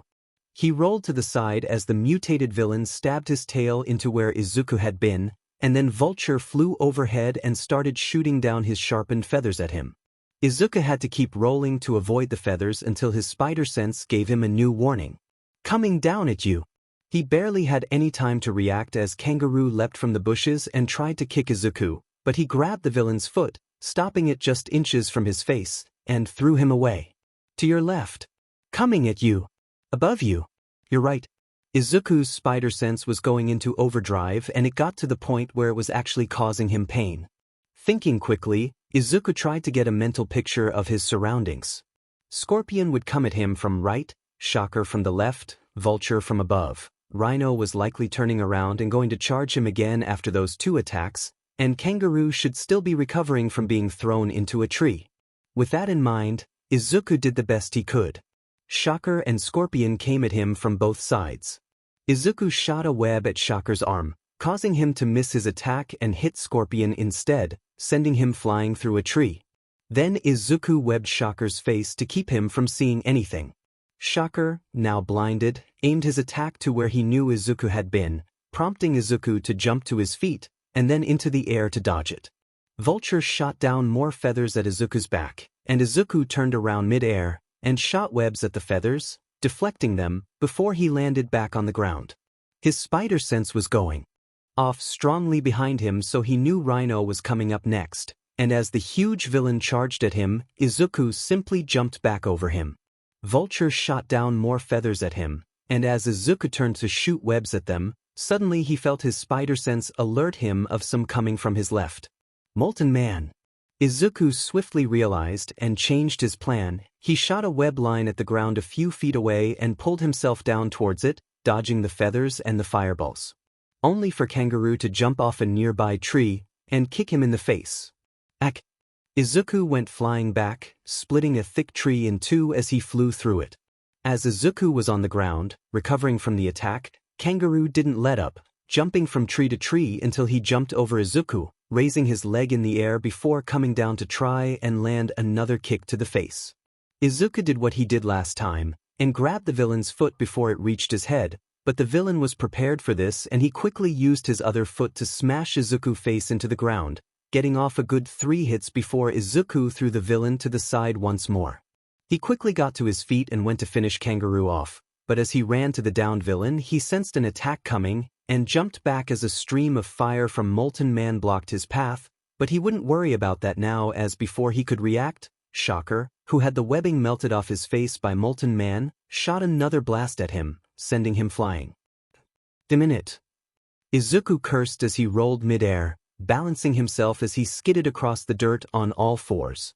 Vulture came at him with more feathers, forcing Izuku to jump to the side. Then Scorpion came up from behind him and tried to stab him with his tail, grazing his side and cutting his costume. Izuku backflipped away from him, as Scorpion unleashed a barrage of venom from his tail, the teen having to jump around to avoid all of them. However, as he was dodging them, Vulture came flying back to shoot more feathers, and Molten Man and Shocker as well, all of them shooting at him from multiple angles. Izuku tried to dodge all of the attacks, but even with his speed and mobility that proved difficult, his leg got grazed by a feather, a bit of venom hit his shoulder, and fireballs came so close to hitting him that they singed his costume. All of this overwhelmed him, and when Rhino came charging in, he was a bit too late to jump out of the way of his charge, getting hit in the arm by the villain's shoulder, and being knocked back through several trees. Izuku was once again back on the ground, and he knew it wouldn't be long until the villains started attacking again, and on top of all that, the arm Rhino hit, his right arm, hurt like hell. It wasn't broken but the bone might be bruised. I can't fight them all like this, I need a different approach. In the few seconds he had, he started forming a plan. Kangaroo came in and tried to dive kick Izuku, but he rolled aside, letting the attack narrowly miss him. Then he quickly pulled out a spider tracer and stuck it on the back of the villain's leg. Kangaroo turned around to attack Izuku, only to find that the vigilante suddenly vanished. What? The B-class villain looked around and tried to look for his target, only to find that he was nowhere to be found. Scorpion charged in, ready to jump in and attack Izuku, but when he looked around all he saw was a confused Kangaroo. Where the hell did that brat go? Molten Man arrived alongside him, Shocker following suit, as Vulture flew closer to the ground. He's gone. He disappeared. Kangaroo growled. I forgot he can turn invisible. Scorpion cursed. Wait, he can turn invisible? Molten Man asked. What the hell kind of spider turns invisible? Vulture asked, his face shriveled up in confusion. I don't know, all I know is I took off the brat's mask and there was nothing there. Scorpion explained. And you didn't think it was important to tell us this before? Shocker asked. I forgot the brat could do that. Scorpion defended himself. How the hell do you forget something like that? It's pretty important. Molten Man shouted at the mutant. That's when Rhino came in, looking around for Izuku. Where is the spider? He turned invisible, answered everyone else. Rhino looked confused. He can do that?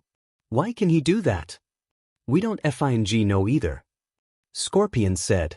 Meanwhile, while the villains were bickering, Izuku was sneaking around them while invisible. Thankfully, due to the sense of danger and panic he was feeling, it was a lot easier to do than it was normal, but he still had to concentrate on it now that he wasn't being attacked.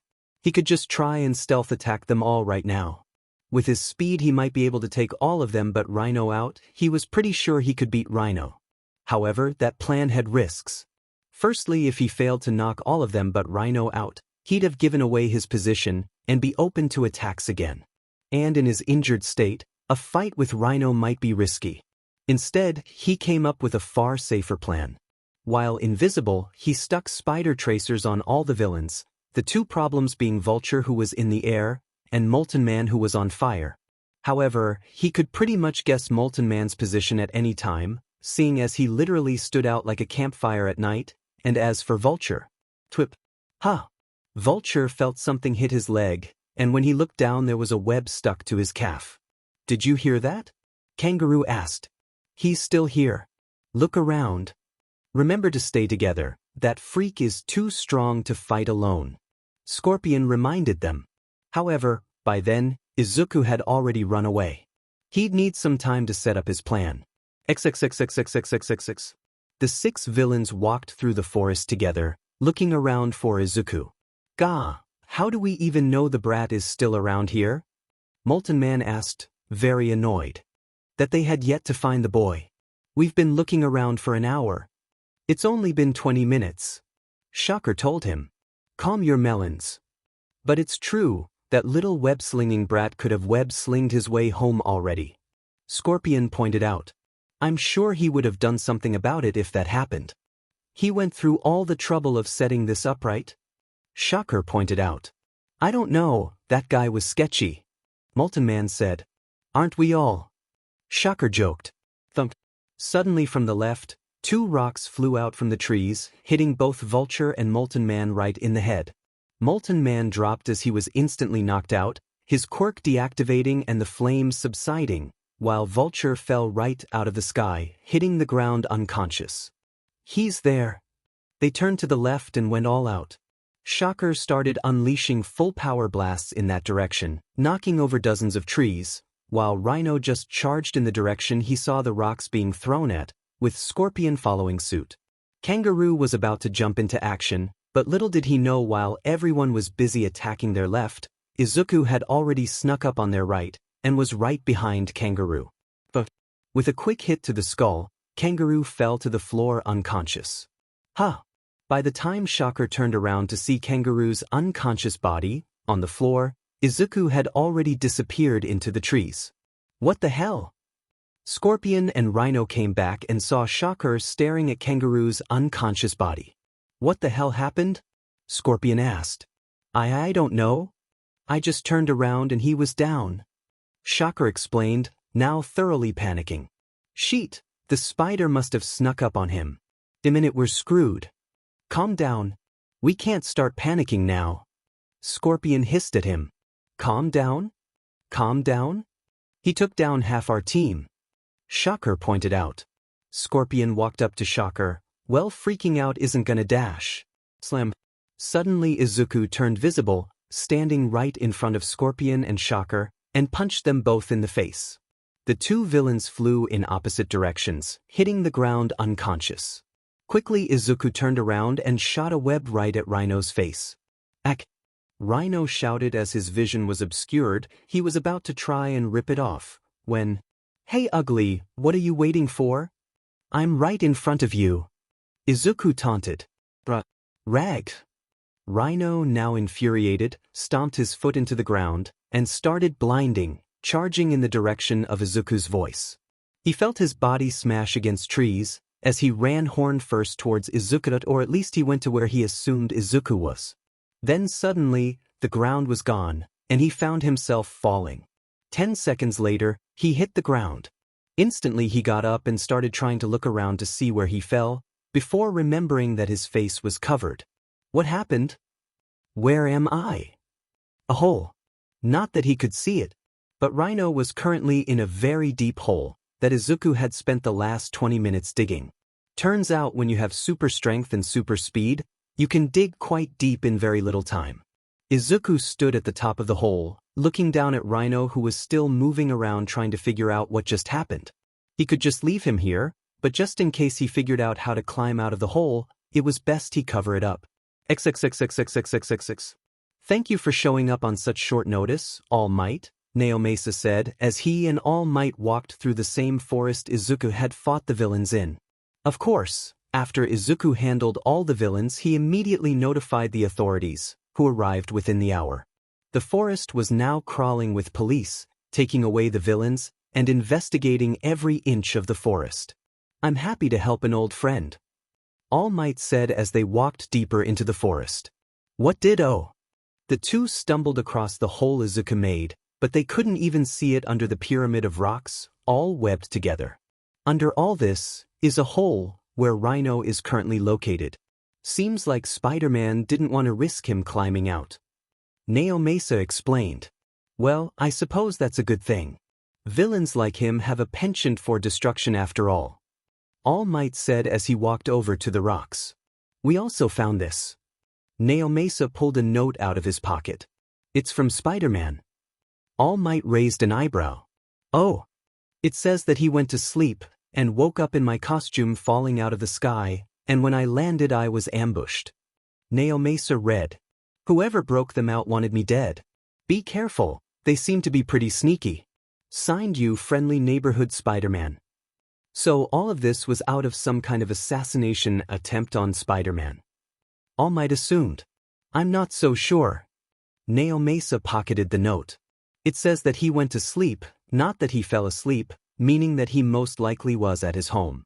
That means whoever did this knows where Spider-Man lives, and most likely his secret identity. And with that information, I imagine there are more efficient ways to kill him. But even more than that, this note also implies that someone took him from his home and changed him into his costume while he was sleeping. But if this was an assassination attempt, why do that? Why not just kill him in his sleep? If this note is to be believed, then this wasn't an assassination attempt. Then why do it? All Might was perplexed. That I don't know, Naomasa admitted. But I think whoever is behind this may also be involved with all the PVs. And I think that Spider-Man is secretly a part of something much bigger than he realizes. XXXXXXXXXXXX. And so that's what he said? Indeed. All Might got comfy in his chair. It wasn't the first time he had been in the home of his successor, and so he was a bit more comfortable than he was on his first visit. It seems Spider-Man might be more of a priority than I thought. It's such a shame he became a vigilante. He has such potential. If he had decided to become a hero instead, then I think he could have been a good rival for Yuda. Perhaps I can pull some strings. I'm not sure that's a good idea. He broke the law, and I don't think people should get a free pass just because they're skilled. Well, that statement has some truth to it. I definitely believe he should face some form of consequences. All Might admitted. But think of all the lives that could be saved by giving him a second chance. I think ultimately Spider-Man has done more good than harm. And while he shouldn't be rewarded for his vigilante activities, one has to acknowledge his achievements. I guess you have a point. I wonder why he did it. You mean become a vigilante instead of a hero? Honestly, I'm as confused as you are, young Azui. All Might admitted. Sir, that I asked you to call me Tsu. Thank you for your purchase. Please come again. Tsu Azui exited the supermarket with a small bag of candy in one hand and a much larger bag of vegetables and meats in the other. She looked down at the smaller bag, inspecting it closely. Did I buy too little? The two did so well on their tests that maybe I should have gotten a bit more. As she contemplated whether to go back or not, she looked up and saw something that made her freeze in place. On the other side of the road was a very gaunt blonde man, skeleton-like even. He was coughing up blood, an alarming amount, but that wasn't the most concerning thing. The concerning thing was that the man seemed so distracted by the blood he was coughing out that he didn't notice that he was walking into the street just as a car was barreling down at him. Sue dropped her groceries and launched herself towards the man, her legs allowing her to leap such a large distance with ease. Was this using her quirk in public? Technically, but given her quirk, she kind of had to use it any time she jumped. And there were way more pressing matters right now. By the time she actually reached the man, she realized that she wouldn't be able to get them out of the way in time. So when she grabbed the man, she turned herself mid-air, so she would take the brunt of the impact. XXXXXXXXXXX. In this morning's news, Spider-Man has taken the Vermin brothers. This group of 20 villains is well known for using their numbers to overwhelm lower-ranked heroes before escaping to the sewers with their stolen goods. Spider-Man interrupted one of their heists and took down all the members of this family gang. Spider-Man, Sue said out loud as she watched the news on her phone while riding on a train. The web-slinging vigilante had been the talk of the town, so to speak, ever since the incident with Kamui Woods. And how could they not? While Spider-Man wasn't the most famous or efficient, he was up there, and he may be one of the most powerful. He caused about as little property damage as an experienced pro, made sure no civilians were ever injured, and never impeded a pro hero. In fact, his presence had saved several pro heroes from further injuries. The only real criticism one could give about his performance was that he tended to break a lot of villains' bones. And given his strength, it was impressive that he did as little damage to them as he did. But to many people, and to Tsu, despite his impressive showing, he was, at the end of the day, a vigilante. Someone who flagrantly held no regard for the law. And legally he was no better than the villains he put away. She didn't hate him or anything, but he was a criminal. Simple as that really. The laws were made for a reason, and people who disregarded them should be punished.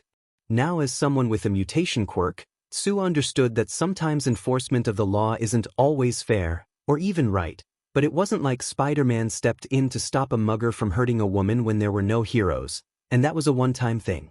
But Spider-Man purposely went out and broke the law, even having a costume and equipment to aid him in doing so. The heroes had done a good job in protecting the city. They didn't need a vigilante coming in and making things harder for them. There was one exception to this, and that was the Molten Man incident. That was the one time Tsu was glad Spider-Man stepped in. Because literally, if he hadn't been there, that someone would have died. And the heroes couldn't or wouldn't do anything about it. It truly boggled her mind that not a single stealth hero had shown up. This city had one of the highest numbers of heroes in the world, and yet when it came time to save someone, that it didn't seem like there were enough. Of course, she had heard about the PVAs keeping the heroes away, but then she had also seen Screwball's video. She didn't believe that all the PVS were fake, but she couldn't deny that after that video, it was possible the lazier heroes were in fact lying so they could slack off. And that thought made her sick. Tsu pushed those thoughts away. She was already nervous as it was. She didn't need to make it worse for herself. After all, it was her first day at UA, her first step towards being the symbol of peace. How did this happen? Tsu asked herself. All she did was save an old man from a car. How did that lead to her being on the path of becoming the next #1 hero? Well, let's start with the fact that the old man was secretly All Might himself.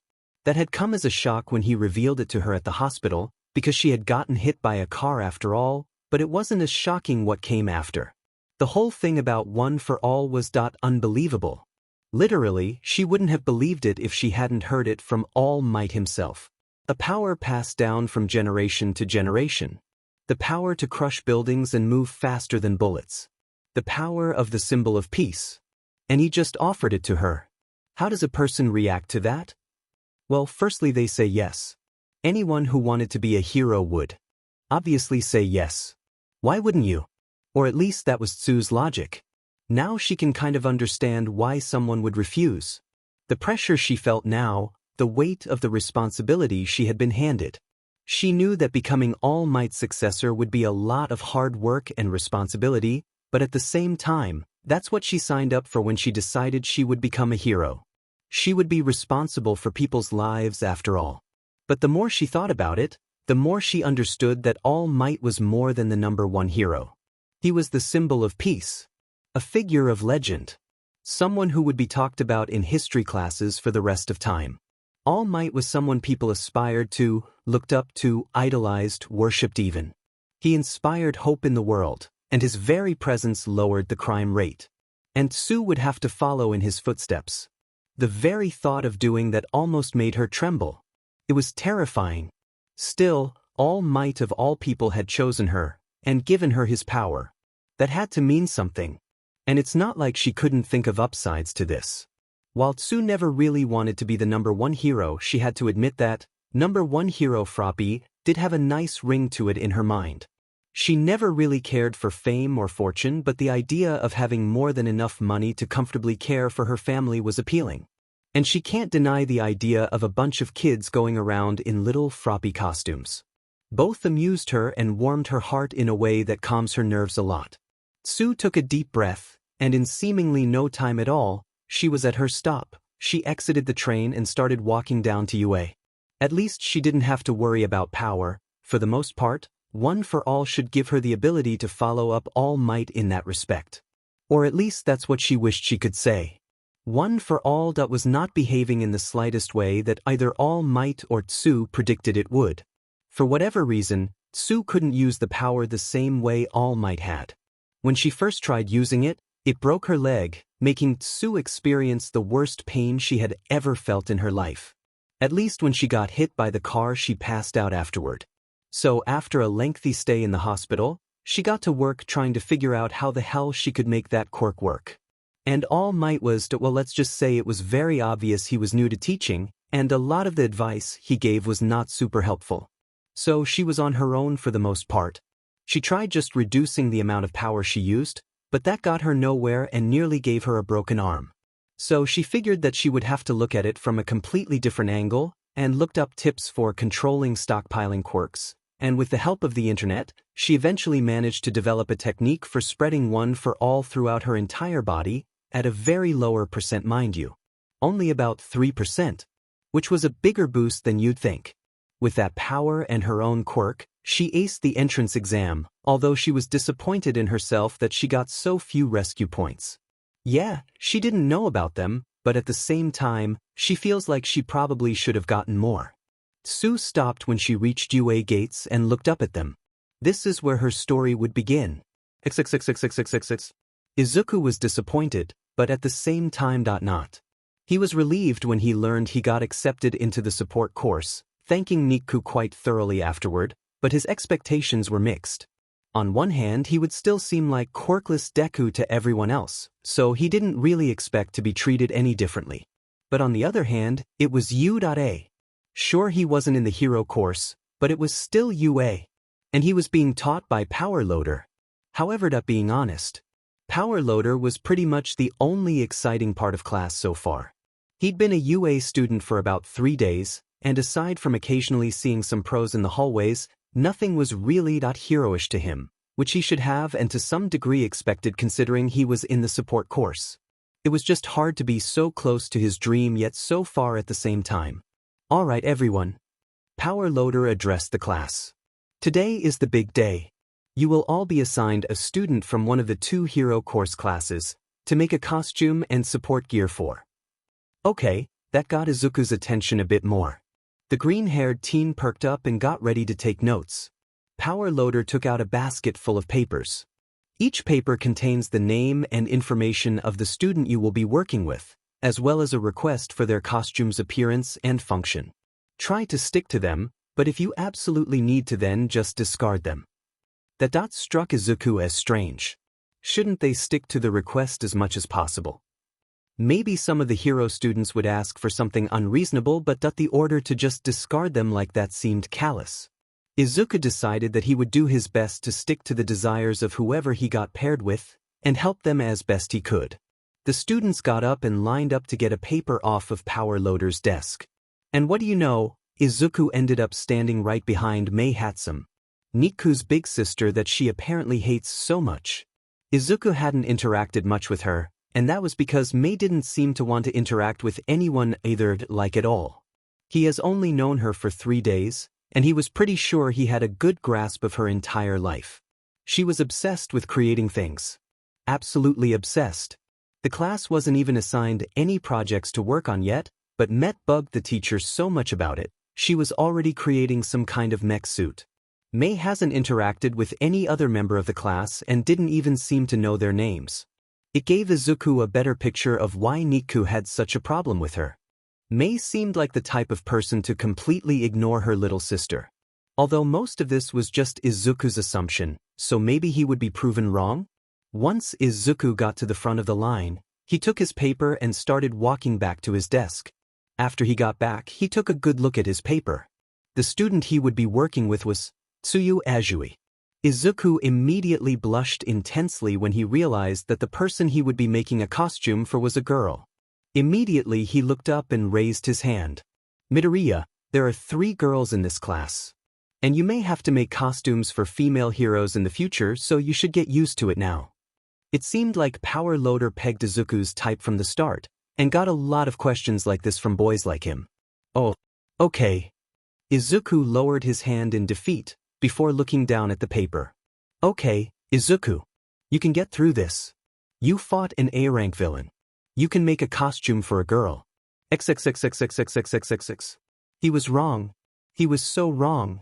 Izuku almost died of embarrassment when he read her measurements.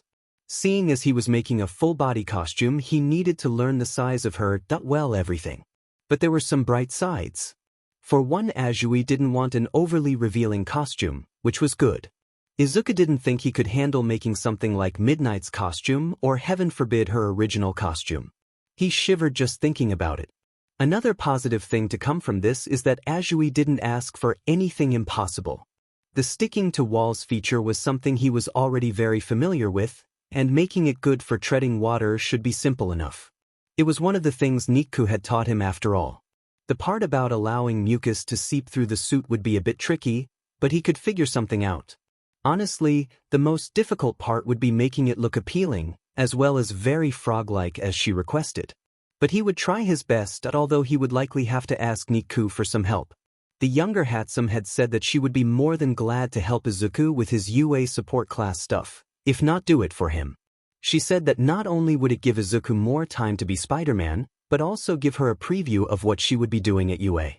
And while Izuku wouldn't be letting her do his work for him, he was happy to receive the help. As Izuku was muttering his plans for Azui's costume, he almost didn't hear the bell ring for lunch. All the other students had left before Izuku had even gotten up. Except Mei, she seemed to just be staying here. Izuku quickly gathered his things and ran out of the room, into the halls to make it to the lunchroom. If only he could have made it there without any issues.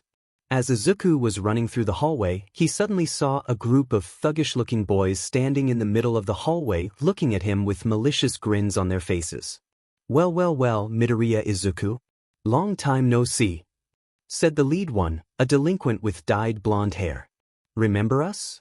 asked another one, a shorter kid. "From middle school," snickered a tall kid.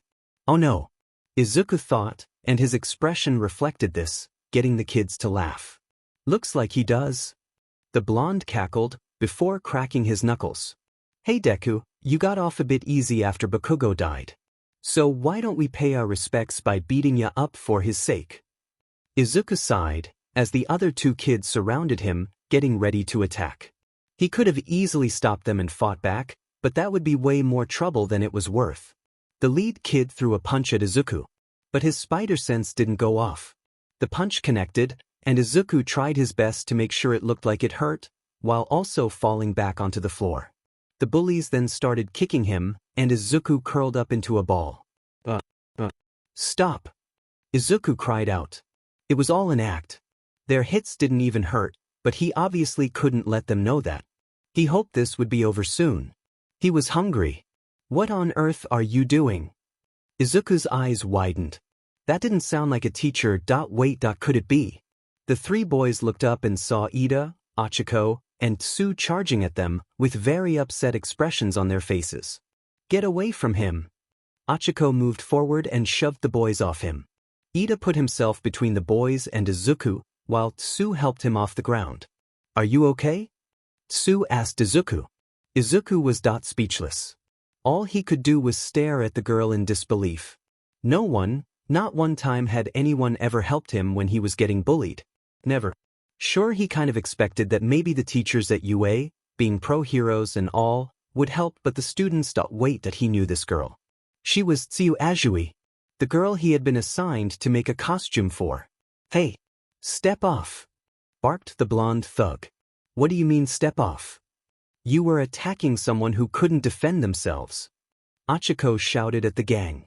Izuku winced slightly at the inaccuracy of that statement and felt kind of bad for deceiving her. But he was still taken aback by her kindness. "So what? The fucker's quirkless. Who cares?" The tall one growled. Somehow, that seemed to make them even madder, much to Izuku's surprise. Ida glared from behind his glasses, causing the gang to take a step back, as they were now suddenly aware of how imposing a figure Ida was. You think the fact that he lacks a quirk makes him any less deserving of kindness than anyone else? Tenya spoke in a tone that told the boys exactly what he thought of them. Those words struck Izuku, hitting something deep inside of him. This was definitely a first for him. "Scum!" Tsu glared at the bullies along with Achiko. "I will be reporting you to the teachers immediately." Ida shouted. "I hope you're ready to face the consequences of your AC dash." Suddenly Izuku's spider sense went off and he looked up to see the lead thug rearing to punch Ida in the face. In an instant, Izuku acted, moving forward and catching the blonde's fist in his hand, much to the surprise of everyone. Izuku gave a glare to match his defenders, surprising the thugs even more. Get out of here. Now. The greenette then, yet again the surprise of everyone around him, overpowered the blonde, pushing his fist back and shoving him away. All the thugs took a step back, looked at each other, before looking back at Izuku and his defenders, who were glaring very menacingly at them. I'm only leaving because you are not worth the trouble, Deku. The lead thug said as he and his cronies walked towards the lunchroom. After a few moments, the tension was lifted, and everyone eased up. Izuku turned to his defenders and bowed. I'm sorry. I must have caused you all so much trouble. The three gave him a shocked look for a few seconds, before speaking back. No, it's fine. It's not your fault you got bullied. Hachiko reassured him. It's not something you could have prevented, Sue added. But why didn't you defend yourself? It looks like you could have at least fought back. I didn't want to make a fuss. Technically that wasn't a lie. Izuku probably wouldn't have really fought back even if he wasn't hiding his quirk. And besides, it's against the rules to fight in the halls. While I respect your decision to adhere to the rules, I doubt the teachers would have been upset if you defended yourself, Ida told him, chopping the air in a way Izuku found strange. Izuku sighed. That hasn't been my experience with things. Sue squinted at him. They said you were quirkless.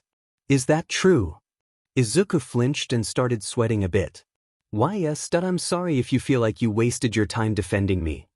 If we didn't care about the quirkless, we would have left after they told us you were one of them. Sue pointed out bluntly. I guess that makes sense, sorry. Izuku apologized. You're the kind of person to apologize constantly, aren't you? Sue asked him. And maybe, Izuku admitted tentatively. You're not supposed to apologize for that.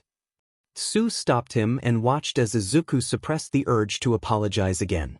Yeah, nothing that happened here was your fault.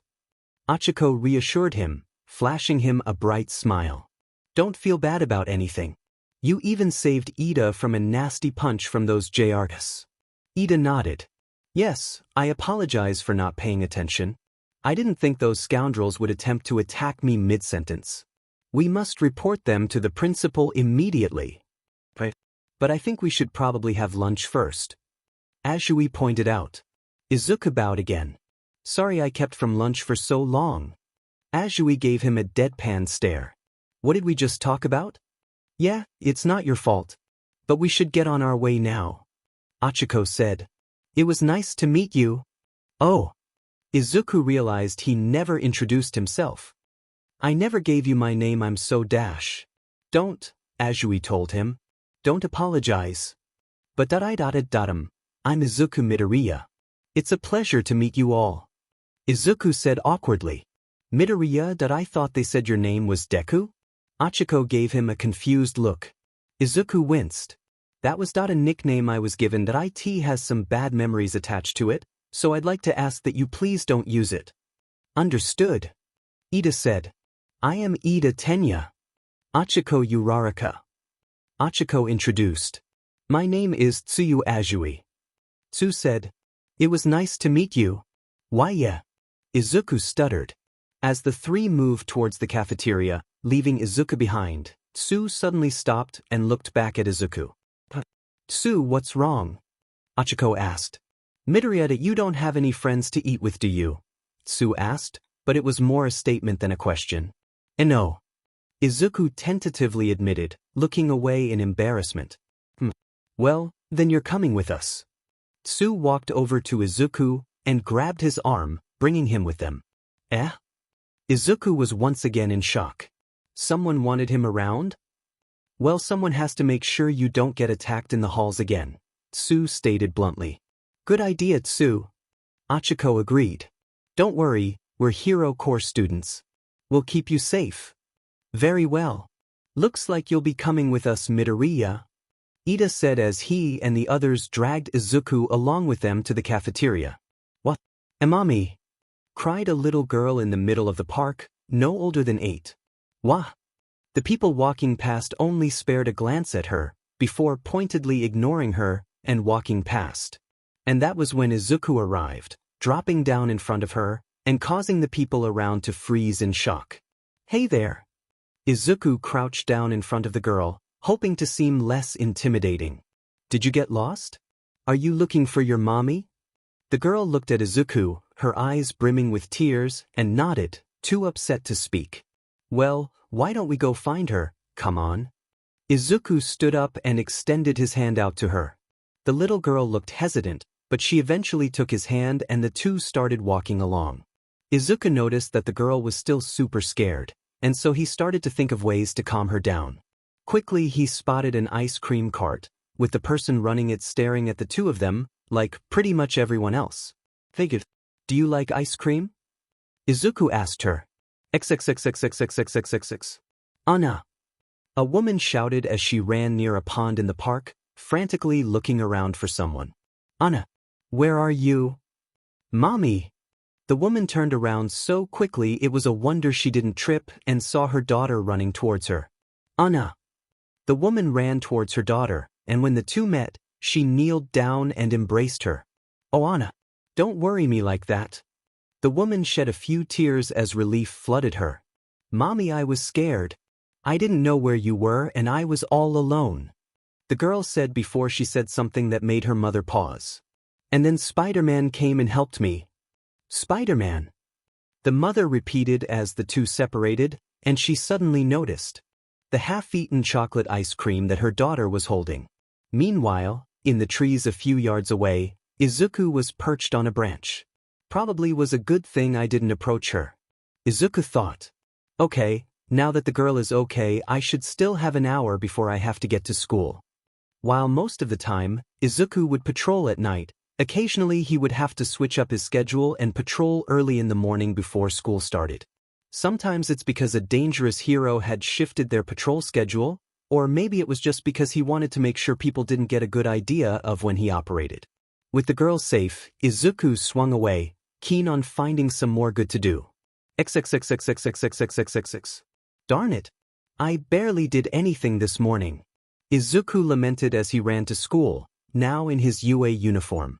The bad thing about patrolling in the morning instead of at night was that there was far less criminal activity to stop.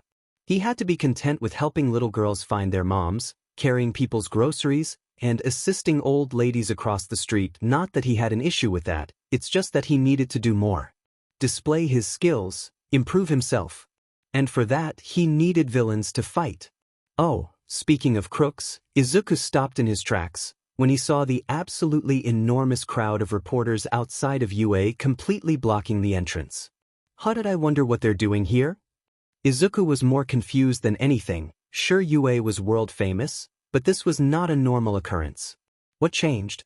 That didn't matter, as he soon remembered that he was going to be late if he didn't hurry up. And so would all the students who were struggling to get past the crowd. Izuku sighed as he realized what he would have to do. XXXXXXXXXXXXX. Izawa hated the press. All of you get out of the way. He shouted at the crowd of cameras and microphones. The students can't enter if you're blocking the DMN door. Move. Just let us have a word with All Might. They all seemed to yell. Demon, that muscle-bound idiot. Izawa silently cursed All Might's name. How could this get any worse? Hey, well, if it isn't the press, said a familiar voice from on high. Well, that's how. Izawa thought, as he and the press directed their attention to the lamppost that Izuku was currently hanging off of on a webline that was a few yards away from where the press was swarming. Almost instantly the press shifted gears and moved towards Izuku, swarming around him. Or never mind, Izawa thought as some of his students rushed through the gates. Spider-Man, why are you here at UA? One of the reporters asked. To distract you guys, of course. Izuku honestly didn't feel the need to lie about that. You all were standing in front of the entrance and the students couldn't get in. So your friendly neighborhood Spider-Man is here to save the day. Spider-Man, earlier today you were seen helping a young girl find her mother and buying her ice cream? Why spend time on something so minor? Another reporter asked. Izuku shrugged. A little girl was crying, looking for her mother, and I'm here to help people. Pretty self-explanatory. Spider-Man, what do you think about All Might taking up a teaching role at UA? Another reporter asked. What? Izuku nearly fell off his web. I had not heard about that one. I think it's great. He's teaching a new generation of heroes to take down villains after he eventually retires. Oh my god, All Might is teaching at U.A? Why couldn't I have been in the hero course? Izuku once again lamented his luck. Spider-Man. Izuku heard a familiar voice cut through the crowd. Ida? The green vigilante watched as his tall friend moved through the tight crowd, making his way towards Izuku. Spider-Man, you are in violation of several laws. As such, I insist that you turn yourself over to the authorities immediately. Ida shouted. Wow, he really went for it. Izuku thought. It was kind of endearing, but also disheartening, not that he took it personally. Yeah, speaking of heading to the heroes, aren't you late for class? Ida froze for a second before turning around and moving out of the crowd. You are correct, but don't think this is over. Actually, I'm pretty sure it is. See ya. Izuku said as he swung away, the press calling after him. XXXXXXXXXXX. So yeah, I got completely trampled. Izuku lied to his new friends as they sat together at lunch. And so I was late.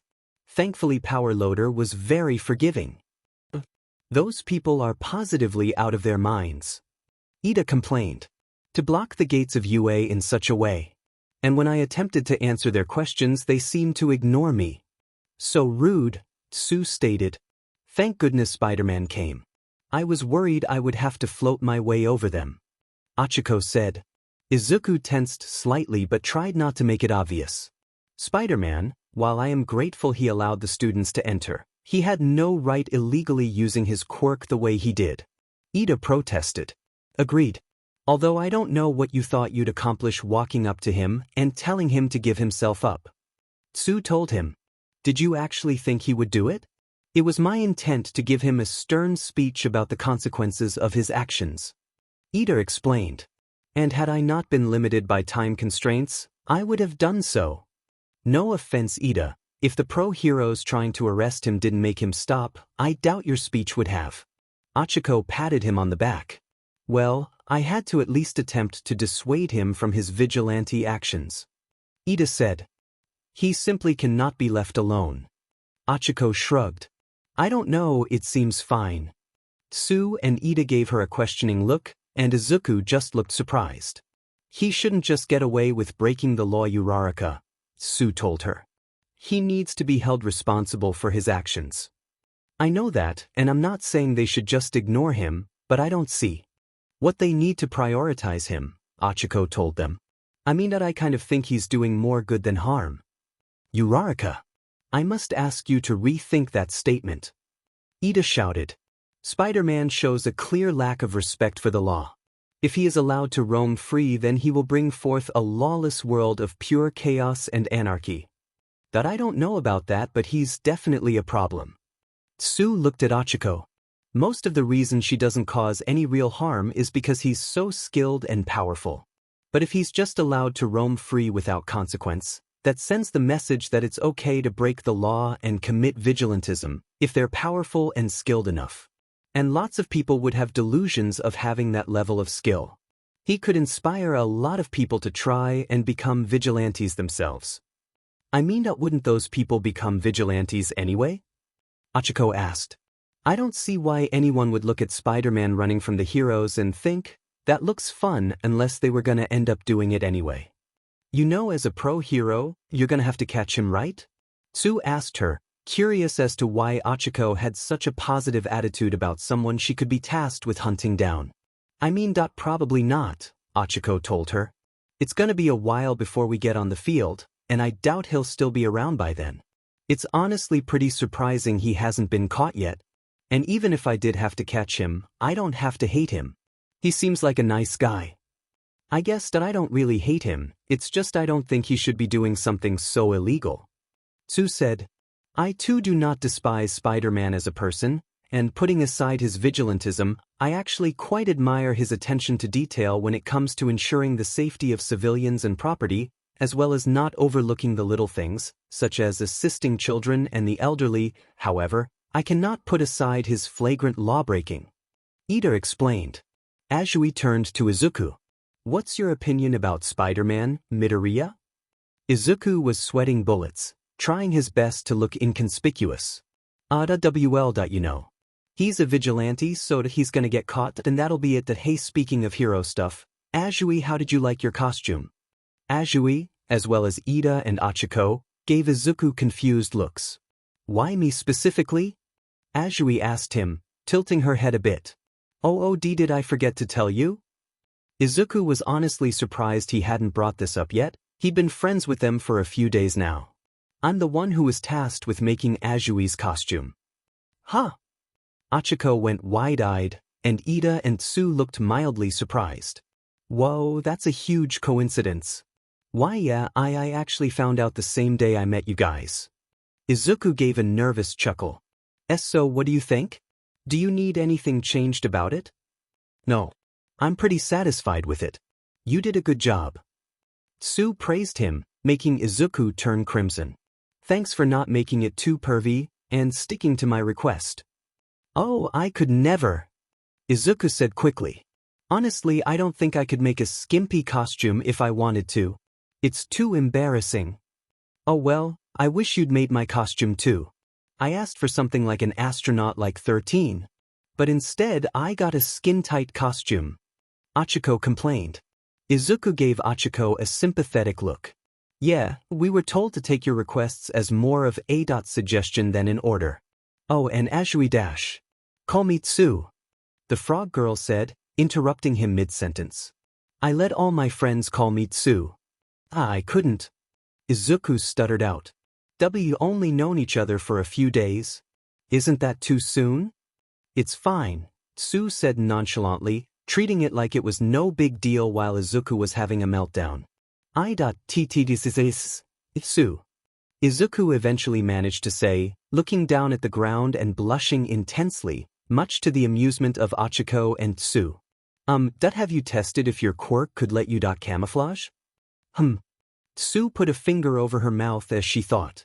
I haven't tested it, but I probably could. Why? Well, I was wondering if I should add chameleon cloth to your costume, Izuku explained. Chameleon cloth? Achiko asked, confused. What's that? Tsu asked. Oh, well, it's a special cloth that was invented to help heroes who can camouflage or turn invisible. It blends in with what it touches, and if combined with a person who can turn invisible or camouflage, it also turns invisible. Izuku explained, looking down sheepishly. I'm not surprised you don't know about it, not a lot of people do.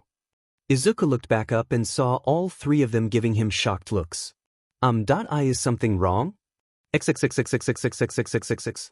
So if you had to pick between Hawks and Best Jeanist, which one would you pick? Toru asked her friends sitting at her table. Hawks. No contest. Mina answered immediately. No offense to Jeanist, but have you seen Hawks? Yeah, having to pick between Hawks and anyone else is really unfair to the other guy, said the redhead at the table, the fiery Hana Hashua, but she insisted people call her Hana. Can we talk about something else? Momo asked her friends. I've never been too interested in discussing other people's attractiveness in comparison to others. Yeah, it makes you seem shallow. Jiro casually commented. Independent Ohio. Mina seemed to have spotted something behind Toru. Hey, guys, take a look. Toru turned her head and saw Achiko, Ida, and Tsu pushing Izuku towards them as he dug his heels into the ground and sweated like he was in a sauna. The four of them arrived in front of the girls, with Izuku looking like he was gonna pass out. Hello, esteemed female members of Class 1A. Ida shouted. Hey girls, Tsu said in a much less grandiose tone. Hey guys. Toru waved hello to her friends. Who's the tomato? It's nice to meet you. Izuku Midoriya. The nervous boy introduced himself. Calm down, dude. We don't bite. Mina giggled at how terrified Izuku was in their presence, and had a fun idea. At least not on the first date. Each. Izuku looked like he was having a panic attack, causing Mina and Toru to laugh again at his antics. Please don't tease him, he's never talked to a girl before a week ago, Sue explained. It shows, Jiro said, half amused by the tomato-like Izuku. Well anyway, this is Midoriya, he's from the support course, we met him a few days ago. He was getting bullied because… Achiko paused before looking at Izuku. Can we tell them? I promise they won't judge you for it. Sure. They'd probably hear it from the rumors, anyway. Izuku sighed, ready for at least one of them to laugh at him for his former condition. Well, in that case, Midoriya was being assaulted by some scoundrels, simply for the fact that he happens to be quirkless. Ida shouted, some residual anger dripping from his tone. The girl's eyes widened. What DS? Hana's hair burst into flames, and she hit the table in anger. Oh my! Momo put her hands over her mouth. Yurata students did that? Not anymore they aren't, Achiko smirked, a bit more vindictive than her classmates were used to. I'm not sure how they thought assaulting a student wouldn't get them expelled. Azui pointed out. I mean it never got them in trouble in middle school. Izuku sighed. So they probably thought it would work the same way here. That's disgusting. Jiro sneered. Don't they know quirk discrimination is a crime? Mina pouted. It's fine. They're gone, you don't need to worry about it. Once again Izuku felt a pang of guilt, as they were sympathizing with him for a condition he no longer had. That I actually had something to tell you, Hagakure, was it? That's me. Toru was a bit surprised that someone had something to tell her of all people, given that she was often overlooked. What's up? Izuku took a deep breath. About your costume? XXXXXXXXXX. What? The invisible girl shrieked with rage. I could have been wearing clothes this whole time. Maybe don't shout that out so loud. Calm down just a bit. People are staring. Momo said, trying to rein in her invisible friend, but the girl was not having it. The normally friendly and happy Toru was shaking with rage. No, I will not be calm. I have had to walk around naked during hero training this entire time. And it is beyond embarrassing. Toru shouted. Do you know what it's like to have to walk around barefoot, outside? You've only been doing that for a couple days. Jiro pointed out. Would you want to walk around without clothes for that long? Toru asked the rocker, who promptly shut up afterward. Yeah, that's what I thought. Do you have any idea what it's like going around in public naked? Knowing that there's nothing between your bare body and the eyes of lustful boys like Mineta? I actually think you look more artsy with clothes than without, but you have a point, Mina told her, earning her an invisible glare. Toru, in anger, grabbed Izuku and shook him a bit.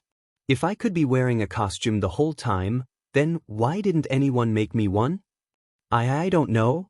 Maybe they're perverts? Or maybe they don't know about chameleon cloth? Or both? Probably both. Izuku felt like he was going to pass out having a girl touching him like this.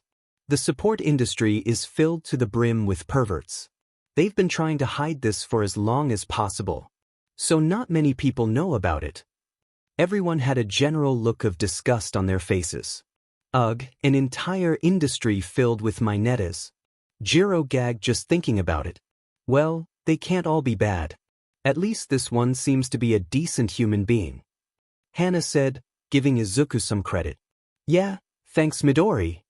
Mina said, getting way more familiar with him than Izuku was used to. Ayahama. Izuku was reaching his limit, he had only one option. Vroom. I'm sorry.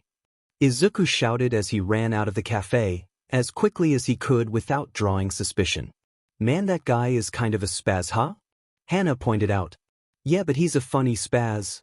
Achiko kind of defending him.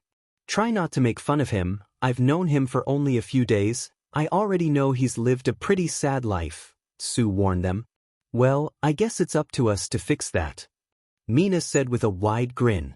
After all, we are heroes. XXXXXXXXX. Eventually, Izuku made it to one of the hallways and stopped next to a window. I can't believe I just did that. Izuku scolded himself. They must think I'm such a loser.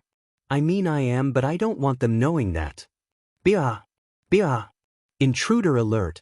Intruder alert! Suddenly alarms blared loudly, notifying people of the fact that there was in fact an intruder on the premises. Ha! Izuku looked outside, and saw that off to the side an army of press had broken in, and was storming you. They broke in? How did they wait a minute? Something was off. Moving away from the horde of press, going completely unnoticed, was a man in a hoodie, sporting a hand on his face. Now, Izuku was aware that judging people based on their appearances, especially nowadays with quirks and all, was a bad thing to do. But could one blame him for thinking the guy with a disembodied hand on his face, who was walking away from the rest of the press horde, and looking mighty suspicious while doing so, was suspicious? It looks like he's heading towards the west entrance. Izuku noted. Now one would think that Izuku should just stay out of it. After all, he was surrounded by heroes, surely one of them could take care of this. And Izuku's counter to that argument would, so was Bakugo.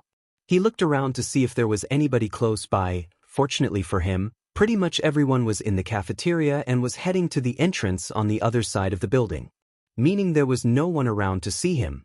Still, there could be cameras, so Izuku would need to find somewhere where he could be sure there wouldn't. The bathroom. XXXXXXXXX. Once Izuku arrived in the stall, he closed the door behind him and opened his bag up. Obviously, he couldn't just keep his costume under a textbook or something.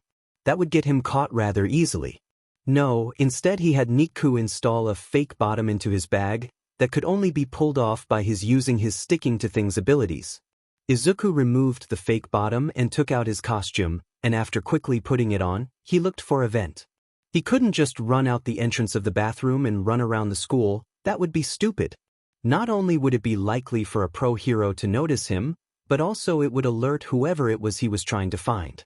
Instead, Izuku had a much better idea.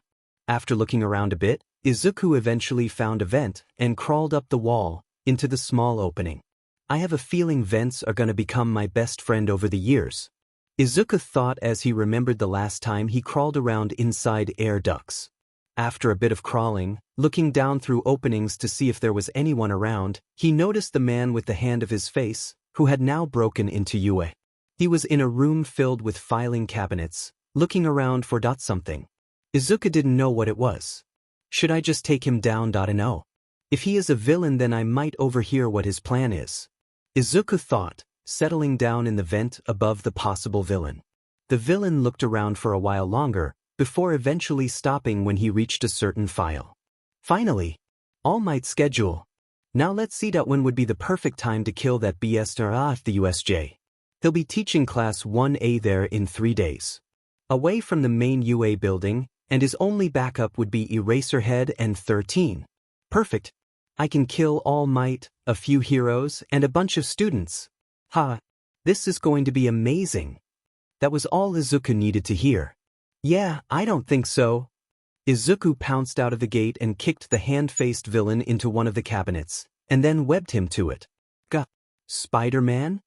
The villain shouted out in slight surprise, before becoming irritated. I have no time for this. Sudash. Whip. Izuku webbed the villain's face, squishing the hand over his mouth and muffling his words. Yeah, I've heard enough out of you. Just as Izuku was sure this was done, suddenly he saw his webbing turn to dust, slowly, as the villain freed himself from Izuku's webbing. He must have some sort of disintegration quirk. Izuku quickly assessed. Seller dia. Izuku punched the villain in the face, sending him flying across the room and into a wall. The villain hit some more filing cabinets, and they all fell on top of him, meaning if he wasn't knocked out before, he was now. Izuku, not wanting to take another risk, looked over the villain, making sure he was unconscious. Okay, that should be it. Still, with a quirk like that, I have to make sure he gets arrested fast. Otherwise, he could just disintegrate the walls and leave. What a menacing quirk. Gas behind you. Midnight. Izuku thought as he immediately turned around and clapped as hard as he could, creating enough force to blow away all the gas. Darn. You really are a strong one, little spider.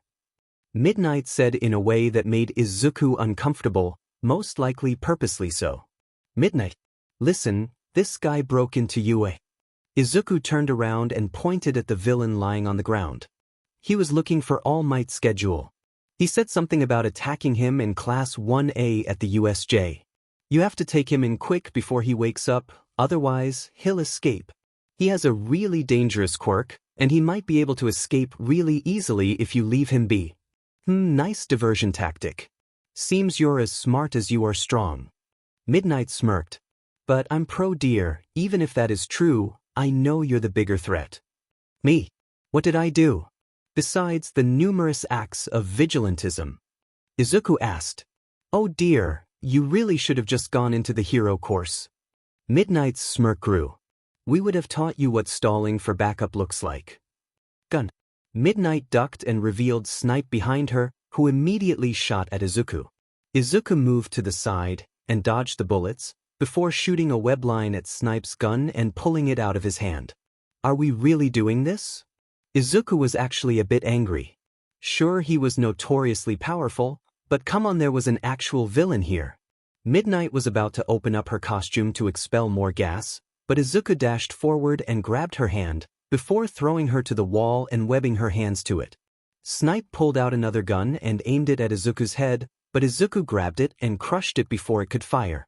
The vigilante then kicked the sharpshooter away, into a wall, and much like his partner, webbed him to it. You know, I expected better of you guys. Not combat-wise. That part isn't your fault, I'm just that good. Izuku gloated, making sure to maintain his persona. But seriously, that villain is dangerous and we need to do something about him. Oh, we'll do something alright. After you're taken care of. Snipe told him. Izuku then felt poke his back, and he turned around and saw Eraserhead standing behind him with a now bent combat knife. Did you just try to stab me? Eraserhead then jumped back and threw out his capture tool at Izuku, but the spider teen just grabbed it out of midair, before yanking it and bringing the hero attached to it to him. Izuku grabbed Aizawa by his scarf. Okay, so you can't really do anything, so could you please just go over and watch the villain? Make sure he doesn't use his quirk to escape. I feel like you guys are being really baze right now, and I don't appreciate it. Aizawa ducked, removing his scarf before he tried to sweep Izuku's legs, to no avail. No. We're still doing this. Izuku sighed with annoyance, throwing aside the scarf. Eraserhead tried to jump back, but Izuku shot a webline at his chest, and then slammed him into the wall, before webbing him to it. Guys, can you please just listen? Izuku pleaded. He didn't have much time. He needed to get out of here before. Behind you. He turned around, but all he felt was All Might's huge fist, before it impacted his body, and caused him to go flying through the walls. Izuku was sent all the way outside, as he tumbled across the grass and dirt. He dug his fingers in the ground, slowing himself until he came to a stop, with UA's walls right to his back.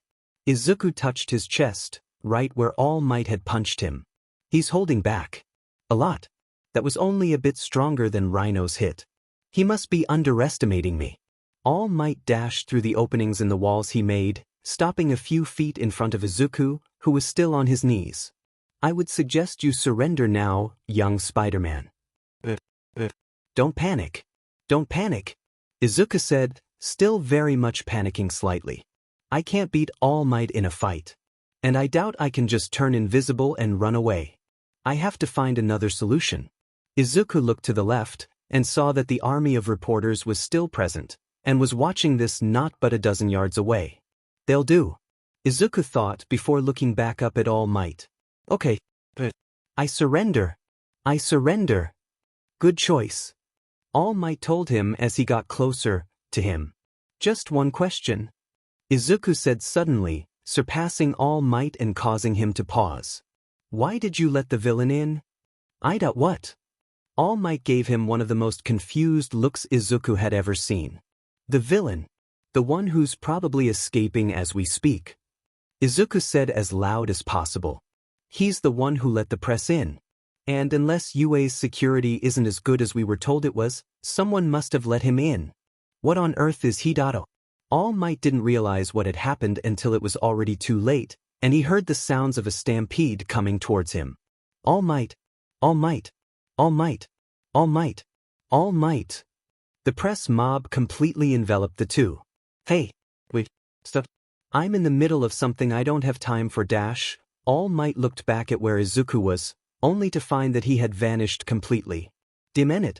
Move aside, I have to. Hey, wait. Move.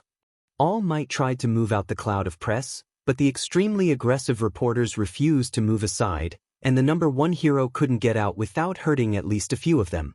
Well played, young Spider-Man. Well played. All Might thought to himself. Meanwhile, Izuku had snuck back into the building while invisible, going back to the spot where he had taken down the hand-faced villain. Only to find that he had vanished without a trace. Damn it. Izuku thought. XXXXXXXXX. Tamura Shigaraki was absolutely said. It had been a simple job. Use the press as a distraction so he could sneak into UA, find All Might's schedule, figure out the best time to attack him, and then use Kurogiri to get him out. And then Spider-Man showed up and complicated everything. And so now here he was, seething on a bar stool while his sensei chewed him out. Now Tamura, do you understand why going on such a dangerous mission alone was a bad idea? His sensei asked him through a TV screen. It would have worked. It would have worked if it wasn't for Spider-Man. Tamura argued. We should have never let that stupid lab rat run free. Now, Spider-Man has his uses. All for one told his students. Suddenly the TV's image shifted, showing a news report. Breaking news. Yesterday there was a break-in at UA. A crowd of people broke into and swarmed the famous hero school, including an unknown villain and the infamous vigilante Spider-Man. Said a newswoman. Spider-Man subdued this villain. However, after doing so he was attacked by the UA staff in an attempt to apprehend him. Spider-Man warned them numerous times that the villain was still dangerous, but he was ignored, allowing the villain to escape. Spider-Man easily took down 3 pro heroes, before All Might came in and attempted to apprehend him. However, shockingly enough, the vigilante managed to escape the number 1 hero and fled the premises. This was a stunning failure on UA's part, both in their security being so easily bypassed and in their failure to capture either the villain or Spider-Man. The news report stopped, and his sensei's voice spoke once more. Each time Spider-Man succeeds, the heroes fail. And that, along with our actions, will chip away at people's faith in heroes. Why slowly chip away at their faith when we could crush it by killing All Might? Tamura shouted in rage. That's still on the table, Tamura, relax. His sensei told him. But now we'll have to wait so long before you lowers their guard again. The USJ would have been a perfect time. Tamura growled. His sensei chuckled. Oh, Tamura, we will be attacking the USJ in exactly 3 days. It is, as you said, the perfect time.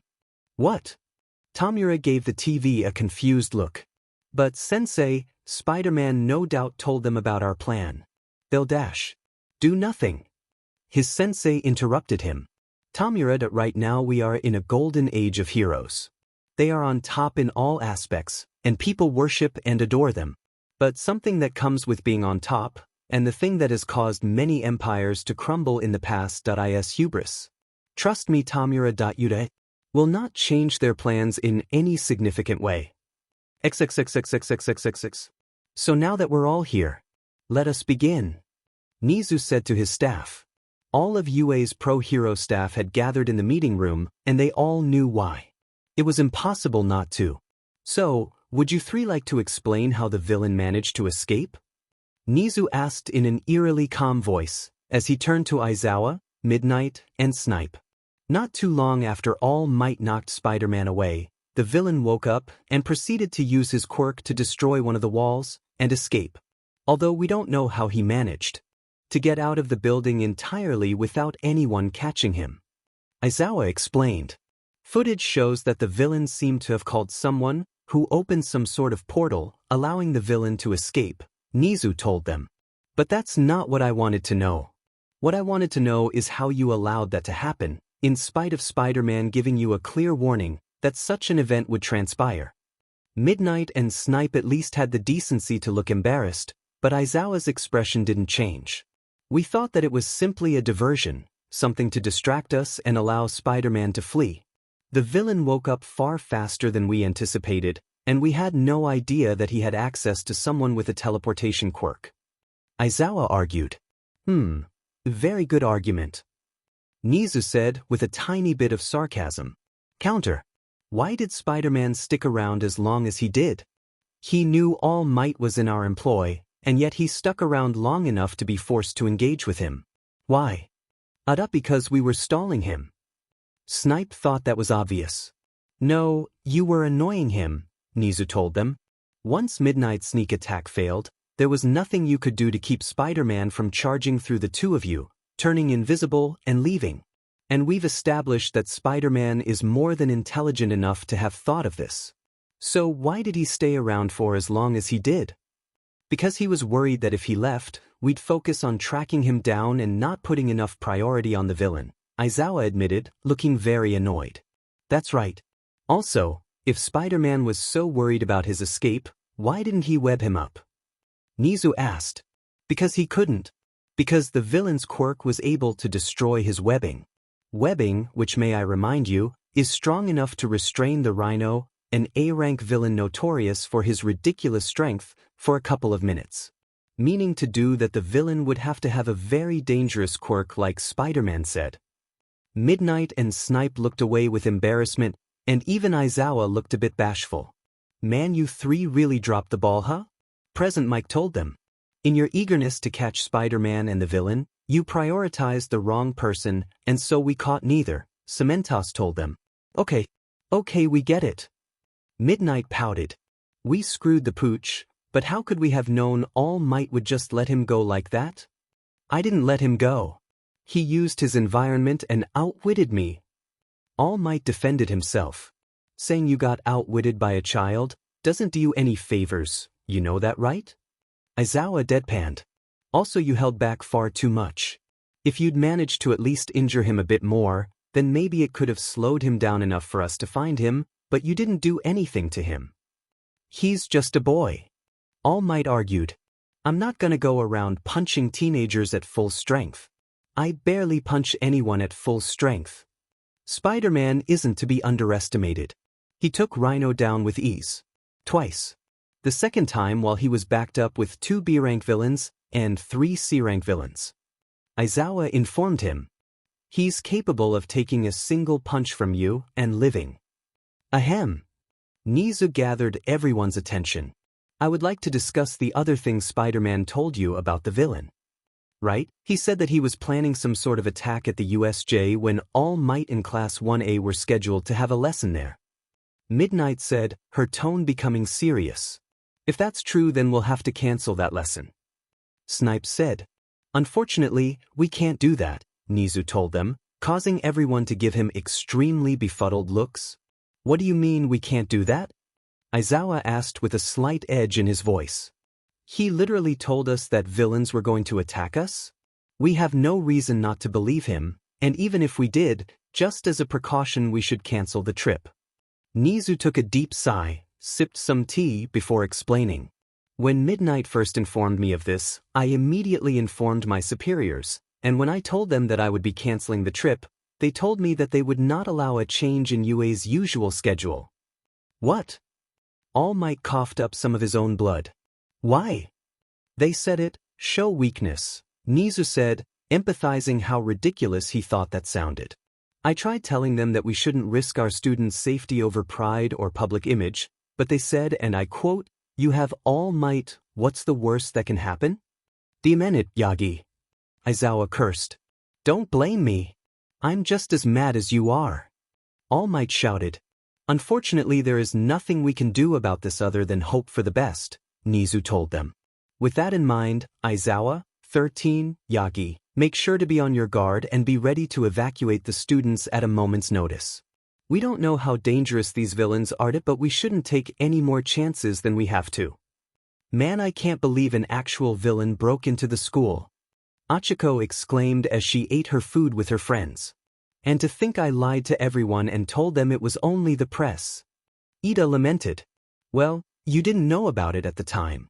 And even then, if you hadn't, people just would have been scared and panicking. Tsu told him. Yeah, you did the right thing, Ida. Izuku told him with a reassuring smile. I still can't believe you managed to calm the crowd that big. I guess I should expect that from the vice rep of the hero course. Yeah, Ida, I knew I was right to vote for you. Achiko gave him a friendly pat on the back. Didn't you vote for him just because he had glasses? Tsu asked her. Regardless of for what reason, I am glad to be given the position. I will do everything in my power to uphold order in Class 1A, and I'm sure Yaoyorozu feels the same. Ida shouted. I hope you all listen closely to us during our trip to the USJ. Izuku was drinking a bottle of water when Ida said that, and now he was choking. Midoriya! Shouted all three of them. I am okay. Izuku quickly recovered from his choking. Did you say you were going to the USJ? Yeah. Tsu wasn't sure why Izuku reacted like that. Why? What the frick? Izuku shouted internally, but on the outside he kept smiling, trying to act excited. Oh, it's just that it must be exciting. The unforeseen simulation joint. Why the hell are they still going? I told them there was an attack? What?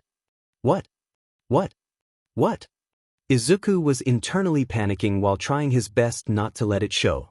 Hey, that reminds me, Midoriya, do you like heroes? Achiko asked him.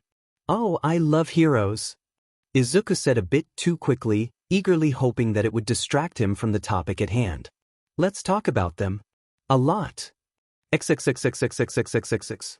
And so that's why I need to call in sick that day, Izuku said, as he finished explaining the situation to his mother who was sitting on their couch, listening attentively. Okay, but dear, if they are planning an attack on All Might, then they might have something capable of fighting him. Inko gave him a worried look.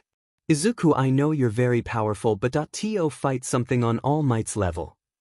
I doubt they have something that can actually beat All Might. Izuku shook his head. Most likely they have something that they think can beat All Might. And there is a lot of low-life scum that think way too highly of themselves.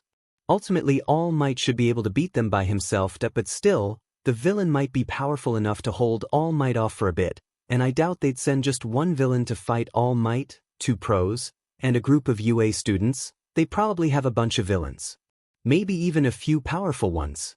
And if that's the case, then Class 1A might get hurt. Which is why I need to be there. What is UA thinking of sending those students there, knowing there will be a villain attack? Inko looked truly disgusted. I suppose I can't stop you. I'll call the school and say you fell down the stairs. Can please say something less embarrassing? Izuku suggested with a slight blush on his face. XXXXXXX. Meanwhile, in his hideout, Mysterio looked over a table, muttering as he planned out the future when suddenly his phone rang. Swam. What is it? Mysterio asked. It's about Midoriya. Interesting. A villain attack on the USJ with the intent of killing All Might.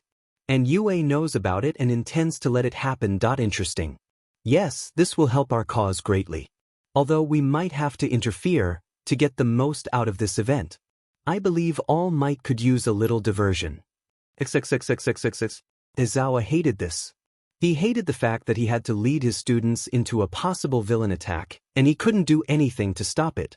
Of course, he could just say F it and keep the kids here. But then Nizu would be forced to fire him, and the HPSC would likely try their hardest to force a replacement that's approved by them. And honestly, walking into a villain attack is probably better for these kids' futures than letting them get taught by the HPSC. And so he walked into the USJ facility with the kids behind him, feeling a heavy guilt rest upon his shoulders. It should be fine. They have All Might. And as foolish as he was, his strength was absolute. Even Spider-Man didn't even bother trying to fight him. Everything should be okay. He opened the door to the facility and saw that only 13 was standing there. And All Might was nowhere to be found. What the F dash? Was Aizawa's first thought. His students were all amazed about the facility, and about 13, but Aizawa ignored all of them and simply ran over to the space-themed hero. Where the hell is he? Aizawa whispered to her very aggressively. I don't know. He just didn't show up. 13 answers sounded slightly panicked. Do you think the villains changed plans and ambushed him on his way here? I hope that's the case, Aizawa said. At least the students won't be harmed. So do we continue? 13 asked. I think we have to. Aizawa sighed. But stay on high alert. This situation either got much better or much worse. XXXXXXXXXX. You know, I think I was right about vents. They're already in my top 10 list of friends. Izuku thought to himself as he hid in one of the floor vents, a few yards away from where 13 was standing. Then again, I've never had 10 friends, so that's not much of an achievement. Izuku had snuck into the building rather easily. Shockingly easily. He figured the floor must have some kind of motion sensor, so he just made sure to never touch the ground as he inspected the facility. The vigilante had arrived a few hours earlier just in case, and seeing as no one had been around, he got himself familiar with the facility. Partially because it could be useful for the possible upcoming battle, and partially because he thought it was all really cool. Once 13 had arrived, Izuku hid in the vents. After all, he couldn't risk having to leave before the villains arrived. After waiting for an hour, Class 1A finally arrived. With no All Might in sight. Wait, what? Why isn't All Might here? Izuku was sweating now, as a feeling of panic shot through him like a lightning bolt. Is he late? Why would he be late? Doesn't he know how important this is? Did they really not take my warning seriously? That can't be that they can't be this careless, can they? He didn't believe it. He didn't want to believe it. UA was the best hero school in the world. Run by actual pro heroes. They should know not to take threats like this lying down. And yet Class 1A was still here. And All Might wasn't. Izuku watched nervously as Eraserhead and 13 talked to the children as if there wasn't a massive issue. This went on for a few minutes, long enough for Izuku to gain hope that maybe, just maybe the villains decided to change their minds, that maybe they knew Izuku told them about their attack, and like any reasonable human being anticipated that they would alter their schedule. And then a purple misty vortex appeared, right in front of the fountain, and Izuku's blood went cold, as the villain who escaped from UA came out. Followed by an army of villains. Instantly Aizawa and 13 went in front of the kids. They're here. Aizawa shouted. Isn't the security system kicking in? Damn it. So much for those extra precautions. 13 said. The security system's down? Izuku thought, panicking even more. Damn it, the villains must have thought of that. They probably brought someone with a quirk that interferes with electronics. Aizawa-sensei, what's going on? Momo asked her teacher. Yeah, are these guys like actors pretending to be villains? Mina asked, quite a bit unsure of herself. Because they're really intense. No, these are villains. Real villains. Aizawa told his students, causing their eyes to widen in fear and shock. Meanwhile, the villains had finished pouring out of the portal, as the purple mist shrank down, into the form of the Misty Man, Kurojiri. The lead villain, Tamura Shigaraki, with Kurojiri and his giant muscular monster by his side, looked around the facility. Where is All Might? It appears that he isn't here. Perhaps he's running late. Kurojiri speculated. Is that so? How annoying, Shigaraki said. But since we have some time to kill before the final boss shows up, let's grin some fodder. 13, get the kids out of here. Aizawa ordered, as he put on his goggles and got ready to fight. I'll hold them off. What? Shouted out a few students. That's insane. Shouted Mineta. There's too many of them. Let us help. Shoto immediately offered, ready to freeze the villains the first chance he got. Aizawa was about to say something, but a familiar voice beat him to it. Not necessary. Izuku burst out of the vent behind them and flipped over in front of Aizawa. Hey, Eraserhead, nice to see ya. A bit confused on what the heck you're doing here, but we'll talk about that later. Spider-Man? Shouted Class 1A as they yell out in surprise at seeing the famous vigilante come out of nowhere. Spider-Man. Of course, you'd be here. Tamura smiled maliciously under the hand of his face. Good. I'm going to enjoy this. Eraser, go with 13 and get the students away from here. Izuku told him. I'll take care of these guys. Aizawa looked hesitant, but ultimately, he would have to trust in Spider-Man's strength. You better not die. Don't intend to. Izuku quipped. I am really getting better at keeping up this act under pressure. Eraserhead turned to his class. Everyone, head to the exit. Now. Wait, we're just gonna leave him to fight all of them alone? Achiko protested. Spider-Man is absurdly strong. We'd only be getting in the way. Azui said as she grabbed her friend, as she and the rest of the class along with the two teachers ran away, leaving Izuku to face off against the villains. Firing squad. Take him down, shouted one villain with gun fingers as he and a bunch of other villains took aim at Izuku. Izuku got into a crouching battle stance. Alright, time to get to work. XXXXXXXX. While Izuku took down the villains with ease, Tamura and Kurogiri stood there and watched. Shouldn't you say the key word and just knock him out? Kurogiri was really confused as to why Tamura was letting Spider-Man get this far. Because I want to increase his confidence. It'll make what happens later so much more enjoyable. Tamura said cockily. You do remember the whole thing Master said about hubris, right? Kurogiri reminded him. It's not hubris if you're right. Tamura countered. That's literally what every person who falls to hubris thinks, Kurogiri explained. Go stop those kids from getting out. Tamura ordered. Scatter them across the different areas like we planned. There is an issue with that, Kurogiri said. They have Eraserhead with them. If I try to scatter them, Eraserhead will erase my Quirk the second he sees me. I see that is a problem, Tamura said. Well, if you can't bring them to the fodder, bring the fodder to them. XXXXXXXXX. The students had run a good way from the fight. As such, the shock began to wear off. Why was Spider-Man here? Jiro asked. It's not like he was just passing by and saw some villains. Yeah, it's like he knew they'd be here. Zero said. That's because he did, Aizawa explained. We all did. After that was said, all the students suddenly stopped and looked at their teacher in shock and confusion. Don't stop.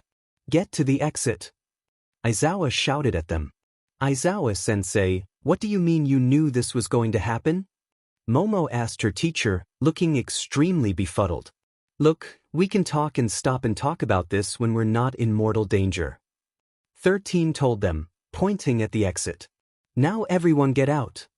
Unfortunately, Kurogiri had other plans. Suddenly a purple portal opened over the exit and dropped boulders from the landslide zone in front of it. Sheet! Aizawa cursed. Then more portals opened up around them, and villains poured out, surrounding them completely. Goddamn it. Aizawa once again got ready to tussle. Kids, it looks like we don't have a choice. Get ready for your first experience with real villains.